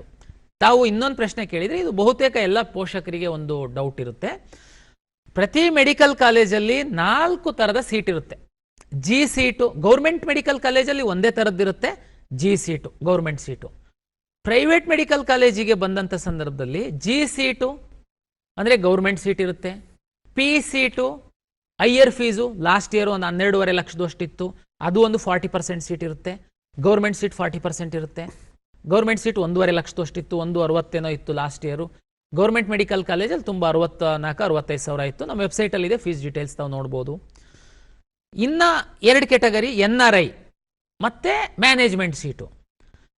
ಈ ಮೆಡಿಕಲ್ ಕಾಲೇಜ್ಗಳಲ್ಲಿ, ಡೆಂಟಲ್ ಕಾಲೇಜ್ಗಳಲ್ಲಿ, ಆಯುಷ್ ಕಾಲೇಜ್ಗಳಲ್ಲಿ ಈ 4 ಕೆಟಗರಿ ಸೀಟ್ಗಳಿತ್ತು ಅಂತಂದ್ರೂ ಈ 4 ಕೆಟಗರಿ ಸೀಟ್ಗಳಿಗೆ ಅಡ್ಮಿಷನ್ KA ಮುಖಾಂತರನೇ, ನೀಟ್ ರ್ಯಾಂಕ್ ಮುಖಾಂತರನೇ ಅಡ್ಮಿಷನ್ ಆಗುವಂಥದ್ದು. ಕೆಲವರಿಗೆ ನಾನಿದು ಪದೇ ಪದೇ ಹೇಳ್ತಿರ್ತೀನಿ, ಈ ಸಂದರ್ಭದಲ್ಲಿ ಸಹ ಕ್ಲಾರಿಫೈ ಮಾಡೋದಾದರೆ, ಸರ್ ಮೆಡಿಕಲ್ ಕಾಲೇಜವರೇ ನಮಗೆ ತುಂಬ ಆತ್ಮೀಯರಿದ್ದಾರೆ, ಮ್ಯಾನೇಜ್ಮೆಂಟಲ್ಲಿ ಹೋಗಿ ನಾವು ಬುಕ್ ಮಾಡಿಬಿಟ್ವಿ ಸರ್. ನೋ, ಬುಕ್ಕಿಂಗಿಗೆ ಅವಕಾಶ ಇಲ್ಲ. ಖಾಸಗಿ ಮೆಡಿಕಲ್ ಕಾಲೇಜಲ್ಲಿ GCTಗೆ PCTಗೆ ಫೀಸನ್ನು ಫಿಕ್ಸ್ ಮಾಡುವಂಥದ್ದು ಸರ್ಕಾರ ಒಂದು ಕನ್ಸೆನ್ಷುವಲ್ ಅಗ್ರಿಮೆಂಟ್ ಪ್ರಕಾರ. ಈ ಬಾರಿ ಆಗಲೇ ನಮ್ಮ ವೈದ್ಯಕೀಯ ಶಿಕ್ಷಣ ಸಚಿವರು ಹೇಳಿದ್ದಾರೆ, ಈ ಬಾರಿ ಯಾವುದೇ ಫೀಸ್ ಇನ್ಕ್ರೀಸ್ ಮಾಡ್ತಿಲ್ಲ ಅಂತ. ಇನ್ನೆರಡು ಕ್ಯಾಟಗರಿ ಬಂತಲ್ಲ, ಮ್ಯಾನೇಜ್ಮೆಂಟು ಮತ್ತು NRI. ಮ್ಯಾಕ್ಸಿಮಮ್ 45 ಲ್ಯಾಕ್ ತನಕ ಕಾಲೇಜವರಿಗೆ ಫಿಕ್ಸ್ ಮಾಡುವಂಥ ಅಧಿಕಾರ ಸರ್ಕಾರ ಕೊಟ್ಟಿದೆ. ಆದರೆ ಸೀಟ್ ಅಲಾಟ್ಮೆಂಟು ನೀಟ್ ರ್ಯಾಂಕ್ ಆಧರಿಸಿ KEA ಮೂಲಕನೇ ಆಗಲೇಬೇಕು. ಸರ್, ಗೌರ್ಮೆಂಟ್ ಮೆಡಿಕಲ್ ಕಾಲೇಜುಗಳಲ್ಲಿ 15% MCC ಮೂಲಕ ಅಲಾಟ್ ಆಗುತ್ತೆ, 85% ನಮ್ಮ ಮುಖಾಂತರ. ಕರ್ನಾಟಕದಲ್ಲಿರುವಂತಹ ಖಾಸಗಿ ಮೆಡಿಕಲ್ ಕಾಲೇಜುಗಳೇನಿದೆ ಅದರಲ್ಲಿ 100% ನಮ್ಮ ಮುಖಾಂತರನೇ ಆಗುತ್ತೆ. ಮತ್ತೆ ಕರ್ನಾಟಕದಲ್ಲಿ ಕೆಲವು ಡೀಮ್ಡ್ ಮೆಡಿಕಲ್ ಕಾಲೇಜುಗಳಿದಾವೆ, ಅದನ್ನು ತಾವು ನೋಡ್ಬೋದು ವೆಬ್ಸೈಟ್ ಅಲ್ಲಿ ಯಾವ್ದ್ಯಾವ್ದು ಅಂತ. ಡೀಮ್ಡ್ ಮೆಡಿಕಲ್ ಕಾಲೇಜಲ್ಲಿ ಮಾತ್ರ ಕೆಲವು ಕಾಲೇಜವರು ಕೆಲವು ಸೀಟ್ಗಳು ಒಂದು ಸಣ್ಣ ನಂಬರ್ ಸೀಟನ್ನ ನಮಗೆ ಕೊಟ್ಟಿದ್ದಾರೆ, ಉಳಿದಿದ್ದೆಲ್ಲ MCC ಮೂಲಕ ಆಗುತ್ತೆ. ಎಸ್ ಸರ್, ತುಂಬಾ ಜನ ನಿಮ್ ಜೊತೆ ಮಾತಾಡ್ಬೇಕು ಅಂತ ಕರೆ ಮಾಡ್ತಾ ಇದ್ದಾರೆ ಸರ್. ಸೊ ತುಂಬಾ ಕಾಲ್ಸ್ ತೊಗೊಳಕ್ ಆಗ್ತಾ ಇಲ್ಲ. ಅನಿಲ್ ಕುಮಾರ್ ನಮ್ ಜೊತೆ ಇದ್ದಾರೆ ಕೋಲಾರದಿಂದ. ನಮಸ್ತೆ ಅನಿಲ್, ನಿಮ್ ಪ್ರಶ್ನೆ ಕೇಳಿ ಸರ್. ನಮಸ್ತೆ, ಮಾತಾಡಿ ಸರ್. SNQ ಕೋಟಾ ಅಂತ ಇದೆಯಲ್ಲ, ಹೌದು, ಅದ್ರ ಬಗ್ಗೆ ಮಾಹಿತಿ ಬೇಕಾದ್ರೆ ಅದು ಹೆಂಗ್ ಅಪ್ಲೈ ಮಾಡ್ಕೊಬೇಕು, ಹೆಂಗೆ ಅಲಾಟ್ ಮಾಡ್ತೀರಾ ಅಂತ, ವಾಟ್ ಇಸ್ ದ ಕ್ರೈಟೀರಿಯಾ? ನೋಡಿ, SNQ ಸೂಪರ್ ಮೆಮೊರಿ ಕೋಟಾ ಅಂತೇಳಿ AICT ಅವರು ಇಂಜಿನಿಯರಿಂಗ್ ಕಾಲೇಜ್ಗಳಲ್ಲಿ ಏನು ಕಂಪ್ಯೂಟರ್ ಸೈನ್ಸ್ ಬೇರೆ ಬೇರೆ ಬ್ರಾಂಚ್ ಇರುತ್ತೆ, AICT ಅವರು ಅವರಿಗೆ ಒಂದು ಇಂಟೇಕ್ ಅಂತ ಕೊಡ್ತಾರೆ. ಉದಾಹರಣೆಗೆ ಒಂದು 120, 300 ಈ ಥರ ಎಲ್ಲ ಇಂಟೇಕ್ ಕೊಟ್ಟಿರ್ತಾರೆ. ಅದ್ರ ಮೇಲೆ ಒಂದು 5% ಈ SNQ ಕೋಟಾ ಅಂತೇಳಿ ಸರ್ಕಾರದವರು ಸೀಟನ್ನು ನಮಗೆ ಕೊಡ್ತಾರೆ. ಉದ್ದೇಶ ಇಷ್ಟೇನೆ, ಯಾರು ಇನ್ಕಮ್ಮಲ್ಲಿ ಸ್ವಲ್ಪ ಬಡವರು ಇರ್ತಾರೆ ಅವ್ರುಗಳಿಗೆ ಈ SNQ ಕೋಟಾದಲ್ಲಿ ಫೀ ರಿಯಾಯಿತಿ ಅಂದರೆ ಟ್ಯೂಷನ್ ಫೀ ರಿಯಾಯಿತಿ ಮೇಲೆ ಅಲಾಟ್ ಮಾಡುವಂಥದ್ದಕ್ಕೆ. ಇದು ಹೆಂಗೆ ಅಲಾಟ್ ಮಾಡ್ತೀರಾ ಅಂತಲೂ ನೀವು ಕೇಳಿದ್ರಿ. ಹೇಗೆ ಅಂತಂದರೆ, ನೀವು ಯಾರು ಗ್ರೂಪ್ಗಳನ್ನು claim ಮಾಡಿರ್ತೀರ, A2A, 2B, 3A, 3B, ತಾವು 8 ಲಕ್ಷಕ್ಕಿಂತ ಒಳಗಡೆ ಇರೋ ಇನ್ಕಮ್ ಅವ್ರು ಅಷ್ಟೇ ನೀವು ಇದನ್ನ ಕೊಟ್ಟಿರ್ತೀರಾ. ತಮ್ಮ ಇನ್ಕಮ್ಮು ಏನಿರುತ್ತೆ ನೀವು ಅಪ್ಲಿಕೇಶನ್ ಹಾಕುವಂತಹ ಸಂದರ್ಭದಲ್ಲಿ ನೀವು ಕೊಟ್ಟಿರ್ತೀರಾ. ನಿಮ್ಮ ಇನ್ಕಮ್ಮು ಮತ್ತು ನಿಮ್ಮ ರ್ಯಾಂಕು ಆಧರಿಸಿ ನಾವು ನಿಮಗೆ ಈ SNQ ಕೋಟಾದಡಿನಲ್ಲಿ ನಾವು ಸೀಟನ್ನು ಅಲಾಟ್ ಮಾಡ್ತೀವಿ. ಅದಕ್ಕೆ ಶುಲ್ಕ ವಿನಾಯಿತಿ ಸಹ ಇರುತ್ತೆ. ಇದು ತುಂಬಾ ಒಂದು ಬೆನಿಫಿಟ್ ಆಗುವಂಥದ್ದು ಬಡವ್ರ ಮಕ್ಕಳಿಗೆ, ಅಂದರೆ ಇನ್ಕಮ್ ಕಡಿಮೆ ಇರುವಂಥ ಮಕ್ಕಳಿಗೆ ಒಂದು AICT ಮತ್ತು ಸರ್ಕಾರ ಮಾಡಿರುವಂಥ ಒಂದು ಅವಕಾಶ, ಒಂದು ವಿಶೇಷ ಒಂದು ಸೌಲಭ್ಯ. ಎಸ್ ಸರ್, ಈಗ ಪರಶುರಾಮ್ ಮುದೋಳಿಂದ ಕರೆ ಮಾಡಿದ್ದಾರೆ. ನಮಸ್ತೆ ಪರಶುರಾಮ್, ನಿಮ್ಮ ಪ್ರಶ್ನೆ ಕೇಳಿ. ಸರ್ ನಮಸ್ತೆ, ಮಾತಾಡಿ ಮಾತಾಡಿ. ಸರ್ ನಮ್ಮ ಹುಡುಗಿದ್ರಿ. ಹಲೋ, ಹೇಳಿ. ತುಂಬಾ ಜನ ಕಾಯ್ತಾ ಇದ್ದಾರೆ ಪರಶುರಾಮ್, ನಿಮ್ ಪ್ರಶ್ನೆ ನೇರವಾಗಿ ಬನ್ನಿ. ಸರ್ ನಮ್ಮ ಪ್ರಶ್ನೆ ಏನಿದ್ರಿ ಸರ್, ನಮ್ಮ ಹುಡುಗಿಗೆ BSc ಅಗ್ರಿ ಮಾಡ್ಬೇಕಂತ ಮನಸ್ಸಿದ್ರಿ ಸರ್. ಅವಳಿಗೆ ಅಗ್ರಿ ಥಿಯರಿಯಲ್ಲಿ 1,10,405 ಬಂದಿದೆ ಸರ್. ಆಮೇಲೆ ಪ್ರಾಕ್ಟಿಕಲಿ 8,709 ಬಂದಿದೆ. ಓಕೆ ಸರ್, ಆಮೇಲೆ ಆಪ್ಷನ್ ಎಂಟ್ರಿಯಲ್ಲಿ ನೀವು BSc ಅಗ್ರಿನೂ ಹಾಕಿರಿ, ಆಮೇಲೆ ಇಂಜಿನಿಯರ್ ಹಾಕ್ರಿ, ಆಪ್ಷನ್ ಎಂಟ್ರಿ ಮಾಡ್ರಿ ಅಂತ ಹೇಳಿದ್ರಿ ಸರ್ ಎಲ್ಲದಕ್ಕೂ ಕೂಡ. ಇದ್ರಲ್ಲಿ ನಾವು ಮೇಲ್ಗಡೆ BSc ಅಗ್ರಿ ಮಾಡ್ಬೇಕಾ ಅಥವಾ ಇಂಜಿನಿಯರಿಂಗ್ ಮಾಡ್ಬೇಕಾ ಆಪ್ಷನ್ ಎಂಟ್ರಿಯಲ್ಲಿ? ಅಗ್ರಿಕಲ್ಚರು ಕರ್ನಾಟಕದಲ್ಲಿ ವೆಟರ್ನರಿ ಮತ್ತು ಅಗ್ರಿಕಲ್ಚರಿಗೆ ಸಂಬಂಧಪಟ್ಟಂತೆ ಥಿಯರಿ ರ್ಯಾಂಕು ಮತ್ತು ಪ್ರಾಕ್ಟಿಕಲ್ ರ್ಯಾಂಕ್ ಅಂತ ನಾವು ಎರಡು ಕೊಡ್ತೀವಿ. ಯಾರು ರೈತರು ಮಕ್ಕಳಿರ್ತಾರೆ, ಯಾರು ಅರ್ಜಿ ಹಾಕುವಂಥ ಸಂದರ್ಭದಲ್ಲಿ ಕೃಷಿಕರು ಮಕ್ಕಳಿದ್ದಾರೆ, ಅವ್ರುಗಳಿಗೆ ಸೀಟು ರಿಸರ್ವೇಷನ್ ಇರುತ್ತೆ. ಅವ್ರಿಗೊಂದು ಪ್ರಾಕ್ಟಿಕಲ್ ಎಕ್ಸಾಮ್ ಸಹ ಮಾಡಿದ್ದಾರೆ, ಅದ್ರ ಮೇಲೆ ನಾವು ರ್ಯಾಂಕ್ ಕೊಟ್ಟಿದ್ದೀವಿ. ಅಗ್ರಿಕಲ್ಚರ್ ಕಾಲೇಜುಗಳು ಭಾಳ ಕಡಿಮೆ ಇದ್ದಾವೆ, ಸೀಟ್ ಸಹ ಕಡಿಮೆ ಇದೆ, ವೆಟರ್ನರಿ ಸಹ ಇನ್ನೂ ಕಡಿಮೆ ಇದೆ. ನಿಮ್ಮ ರ್ಯಾಂಕಿಗೆ ಅಗ್ರಿಕಲ್ಚರ್ ಸಿಗುತ್ತೆ ಸಿಗಲ್ವಾ ಅಂತ ನಾನು ಹೇಳೋದಕ್ಕಾಗಲ್ಲ ಈಗ. ಆದರೆ ನಿಮಗೆ ಎಲ್ಲ ಇವತ್ತು ಏನು ನೀವು ವಾಚ್ ಮಾಡ್ತಾ ಇದ್ದೀರಾ, ನಾನು ಈ ಪದೇ ಪದೇ ಹೇಳ್ತಾ ಇದ್ದೀನಿ, ಕರ್ನಾಟಕ ಪರೀಕ್ಷಾ ಪ್ರಾಧಿಕಾರದ ವೆಬ್ಸೈಟ್ ಅಂತ ಓಪನ್ ಮಾಡಿದರೆ ಅದರಲ್ಲಿ ಒಂದು ಚಾರ್ಟ್ ಬಾಟ್ ತಮಗೆ ಕಾಣುತ್ತೆ. ಅದರಲ್ಲಿ ತಾವು ಕಳೆದ ವರ್ಷದ್ದು ಕಾಲೇಜ್ ವಾರು, ಗ್ರೂಪ್ ವಾರು, ಉದಾ 2A, 2B, 3A, SC, ST, ಗ್ರಾಮೀಣ, ಕನ್ನಡ ಮೀಡಿಯಮ್ಮು, ಇದು ಎಲ್ಲದಕ್ಕೆ ಎಷ್ಟೆಷ್ಟು ರ್ಯಾಂಕಿಗೆ ಸಿಕ್ಕಿದೆ ಅನ್ನುವಂಥದ್ದು ಮಾಹಿತಿ ಇದೆ. ಈಗ ಕೇಳಿದ ಪೋಷಕರದೇ ಹೇಳೋದಾದ್ರೆ, ನಿಮ್ಮದು 1 ಲಕ್ಷಕ್ಕಿಂತ ಜಾಸ್ತಿ ಅಗ್ರಿಕಲ್ಚರ್ ಥಿಯರಿ ರ್ಯಾಂಕ್ ಇದೆ. ಕಳೆದ ವರ್ಷ ಯಾವುದಾದ್ರೂ ಕಾಲೇಜಲ್ಲಿ ಅಗ್ರಿಕಲ್ಚರ್ 1 ಲಕ್ಷಕ್ಕಿಂತ ಜಾಸ್ತಿ ಇರೋರಿಗೆ ಸಿಕ್ಕಿದೆಯಾ? ಸಿಕ್ಕಿಲ್ಲ, ತಾವು ನೋಡ್ಕೊಳ್ಬೋದು. ಪ್ರಾಕ್ಟಿಕಲಲ್ಲಿ 8,000 ಇದೆ, ಸಾಧ್ಯತೆ ಇರುತ್ತೆ, ನೀವು ನೋಡ್ಕೊಳ್ಳಿ ಕಳೆದ ವರ್ಷ ಸಿಕ್ಕಿದೆ ಅಂತ. ಆಪ್ಷನ್ ಎಂಟ್ರಿ ಮಾಡೋದು ಹೇಳಿದ್ರಿ, ಅಗ್ರಿ ಮೊದಲು ಮಾಡಬೇಕಾ ನಾನು ಇಂಜಿನಿಯರಿಂಗ್ ಮೊದಲು ಮಾಡಬೇಕಾ ಅಂತ. ಇದು ಎಲ್ಲರಿಗೂ ಪೋಷಕರಿಗೆ ಹೇಳುವಂಥದ್ದು. ನಿಮಗೆ ಅಗ್ರಿಕಲ್ಚರು ಇಷ್ಟ ಇದೆ, ಅದು ಸಿಕ್ಕಿದ್ರೆ ನಿಮ್ಮದು ಫಸ್ಟು ಆದ್ಯತೆ. ದಯಮಾಡಿ ಮೇಲ್ಗಡೆ ಅಗ್ರಿಕಲ್ಚರ್ ಎಂಟ್ರಿ ಮಾಡಿ. ಅಗ್ರಿಕಲ್ಚರ್ ಸಿಕ್ಕಿಲ್ಲ ಅಂತಂದ್ರೆ ಏನ್ ಮಾಡೋದಪ್ಪ ಸರ್? ಅದು ಸಿಕ್ಕಿಲ್ಲ ಅಂತಂದ್ರೆ ನಾನು ಫಾರೆಸ್ಟ್ರಿ, ಓಕೆ ದಯಮಾಡಿ ಕೆಳಗಡೆ ಎಂಟ್ರಿ ಮಾಡಿ. ಸರ್ ಫಾರೆಸ್ಟ್ರು ಸಿಕ್ಕಿಲ್ಲ, ಅನಿವಾರ್ಯ ನಾನು ಇಂಜಿನಿಯರಿಂಗ್ ಕಳಿಸ್ತೀನಿ ಸರ್, ಓಕೆ ಸರ್ ಇಂಜಿನಿಯರಿಂಗ್ ಅಲ್ಲಿ ಟಾಪ್ ಕಾಲೇಜ್ ನಮಗೆ ಸಿಗುತ್ತೋ ಇಲ್ವೋ ಗೊತ್ತಿಲ್ಲ, ಕಳೆದ ವರ್ಷದ ರ್ಯಾಂಕ್ ನೋಡಿದ್ರೆ ಸಿಕ್ಕಿಲ್ಲ, ಸ್ವಲ್ಪ ಬಾರ್ಡ್ರಲ್ಲಿ ಇದೆ, ಹಂಗಾಗಿ ಅದನ್ನ ನಾನು ಕೆಳಗಡೆಗೆ ಮಾಡ್ತೀನಿ, ಬೇರೆ ಹಂಗಲ್ಲ, ಸಿಗುತ್ತೋ ಬಿಡುತ್ತೋ ಗೊತ್ತಿಲ್ಲ, ನಿಮಗೆ ಟಾಪ್ ಇದೆ, ಟಾಪಲ್ಲೇ ಇರಬೇಕದು. ನಮ್ಮ ಕಂಪ್ಯೂಟರ್ ಹೆಂಗ್ ಅಲರ್ಟ್ ಮಾಡುತ್ತೆ, ನೀವು ಮೊದಲು ಎಂಟ್ರಿ ಮಾಡಿರೋದನ್ನ ನಿಮ್ದು ಮೊದಲು ಆದ್ಯತೆ, ನಿಮಗೆ ಇದು ಇಷ್ಟ ಇದೆ ಅನ್ನುವಂಥದ್ದು ನೋಡುವಂಥದ್ದು, ಅದು ನೋಡೋದು. ಅದು ಸಿಕ್ಕಿಲ್ಲ ಅಂದರೆ ಸೆಕೆಂಡು, ಅದು ಸಿಕ್ಕಿಲ್ಲ ಅಂದರೆ ತರ್ಡು. ಈ ರೀತಿ ಮಾಡೋದ್ರಿಂದ ನಿಮಗೆ ಯಾವುದು ಫೇವ್ರೇಟ್ ಇದೆ, ಯಾವುದು ಸಿಕ್ಕುತ್ತೆ, ನಾನು ಸಿಕ್ಕಿದ್ರೆ ಹೋಗಬೇಕು ಅಂತಿದ್ದೀರಾ, ಸಿಕ್ಕುತ್ತೆ ಅನ್ನುವಂಥದ್ದು ಇಂಪಾರ್ಟೆಂಟ್ ಅಲ್ಲ, ಅದನ್ನು ನೀವು ಕಳೆದ ವರ್ಷದ ರ್ಯಾಂಕ್ ಆಧಾರದ ಮೇಲೆ ತಾವು ಸ್ವಲ್ಪ ಸ್ಟಡಿ ಮಾಡಿ. ಬಟ್ ನಿಮಗೆ ಸಿಕ್ಕಿದ್ರೆ ಇದು ನನಗೆ ಖುಷಿ, ನಾನು ಕಲಿತೀನಿ ಅನ್ನುವಂಥದ್ದಿತ್ತು ಅಂದರೆ ದಯಮಾಡಿ ಅದನ್ನು ಮೇಲ್ಗಡೆ ಇಡಬೇಕು. ಅದು ಸಿಕ್ಕಿಲ್ಲ ಅಂದರೆ ಯಾವುದು ಅನ್ನೋದು ಅದ್ರ ಕೆಳಗಡೆ. ಈ ರೀತಿ ನೀವು ಆಪ್ಷನ್ ಎಂಟ್ರಿ ಮಾಡ್ತಾ ಹೋಗಬೇಕು. ಆಪ್ಷನ್ ಎಂಟ್ರಿ ಮಾಡೋದಕ್ಕೆ ಯಾವುದು ರಿಸ್ಟ್ರಿಕ್ಷನ್ಸ್ ಇಲ್ಲ. ನೀವು 1,000, 2,000, 3,000 ಬೇಕಾದರೂ ಆಪ್ಷನ್ ಎಂಟ್ರಿ ಮಾಡ್ಬೋದು. ಕಂಜೂಸ್ ಮಾಡೋದಕ್ಕೆ ಹೋಗಬೇಡಿ. ದಯಮಾಡಿ ತಾವು ಎಷ್ಟು ಆಪ್ಷನ್ ಎಂಟ್ರಿ ಮಾಡೋಕ್ಕೆ ಅವಕಾಶ ಇದೆ ದಯಮಾಡಿ ಮಾಡಿ. Yes sir. ಸರ್ ಈಗ KEA ಚಾಟ್ ಬಾಟ್ ಬಹಳ ತುಂಬ ಒಂದು 25 ಲಕ್ಷ ಕ್ವೈರಿಗೆ ಆನ್ಸರ್ ಮಾಡಿದೆ ಅಂತ ಹೇಳ್ತಾರೆ. ಒಂದು ಮೋಸ್ಟ್ಲಿ ಇಡೀ ದೇಶದಲ್ಲಿ ಇದೊಂದು ಬಹಳ ಒಂದು ಮಹತ್ವದ ಒಂದು ಬೆಳವಣಿಗೆ. ಈ ಥರದ್ದು ಗೊಂದಲದವ್ರಿಗೆ ಚಾಟ್ ಬಾಟ್ನ ಮಹತ್ವದ ಬಗ್ಗೆ ಒಂದು ಸಣ್ಣದಾಗಿ ಹೇಳಿದ್ದಾರೆ ಹೇಗೆ? ಖಂಡಿತ ಇದು ತುಂಬ ಪೋಷಕರು, ಮಕ್ಕಳು, ನನಗೂ ಪರಿಚಯ ಇರುವಂಥವ್ರು ತಮಗೂ ಬೇಕಾದರೆ ಫೋನ್ ಮಾಡ್ಬೋದು ಹಿಂಗೆ ಕಾರ್ಯಕ್ರಮ ಮಾಡಿದ ಮೇಲೆ. ಏನಂತಂದ್ರೆ ಅವರು ತಂದೆ ತಾಯಿಗೆ ಮಕ್ಕಳಿಗೆ 1,00,000 ರ್ಯಾಂಕ್ ಇದೆ, 50,000 ರ್ಯಾಂಕ್ ಇದೆ, 10,000 ರ್ಯಾಂಕ್ ಇದೆ. ನೆಕ್ಸ್ಟ್ ಅವ್ರಿಗೆ ಡಾರ್ಕು. ಈಗ ರಾಜ್ಯದಲ್ಲಿ ಎಷ್ಟೊಂದು ಇಂಜಿನಿಯರಿಂಗ್ ಕಾಲೇಜ್ ಇದೆ, ಎಲ್ಲಿ ಸಿಗುತ್ತೆ? ಯಾಕಂದ್ರೆ ಒಂದು ಇಂಜಿನಿಯರಿಂಗ್ ಕಾಲೇಜಲ್ಲಿ ಕನಿಷ್ಠ 5 ಬ್ರಾಂಚು ಅಂದರೆ 250ಕ್ಕಿಂತ ಹೆಚ್ಚು ಇಂಜಿನಿಯರಿಂಗ್ ಕಾಲೇಜ್ ಅಂತಂದ್ರೆ ಎಷ್ಟು ಬ್ರಾಂಚ್ ಆಯಿತು? ಒಂದು ಬ್ರಾಂಚ್ ಒಳಗಡೆ general merit, Kannada medium, 371J, rural, N number of category. ಇದನ್ನ ನೀವು ವಾಸ್ತವವಾಗಿ ನನಗೋ ನಿಮ್ಮಿಗೋ ಕೇಳಿ, ಇನ್ಯಾರಿಗೋ ನಿಮ್ಮ ಪರಿಚಯದವ್ರಿಗೆ ಕೇಳಿ, ನಿಮ್ಮ ಮಾಸ್ಟ್ರಿಗೆ ಕೇಳಿ ತಿಳ್ಕೊಳಕ್ ಸಾಧ್ಯ ಇಲ್ಲ. ಅದಕ್ಕೆ ಬೆಸ್ಟ್ ಸೊಲ್ಯೂಷನ್ ನಮ್ಮ ಚಾಟ್ ಬಾಟು KEAದು. ದಯಮಾಡಿ ತುಂಬ ಅನುಕೂಲ ಇದೆ. ಮತ್ತೆ ನಿಮ್ಮದು ಎಲ್ಲರೂ PUC ಆಗಿರೋ ಮಕ್ಕಳು, ಪೇರೆಂಟ್ಸು ಫಾರ್ಮರ್ಸ್ ಇರ್ಬೋದು, ತಮಗೆ ಈ ತಂತ್ರಜ್ಞಾನ ಗೊತ್ತಿಲ್ಲದೆ ಇರ್ಬೋದು, ಬಟ್ PUC ಮಕ್ಕಳಿದ್ದಾರೆ, ಅವ್ರು ಕೌನ್ಸಿಲಿಂಗಿಗೆ ಭಾಗವಹಿಸ್ತಾ ಇರೋದು. ದಯಮಾಡಿ ಮಕ್ಕಳು ತಾವು ಇದನ್ನು ಅರ್ಥ ಮಾಡ್ಕೊಳ್ಬೇಕು.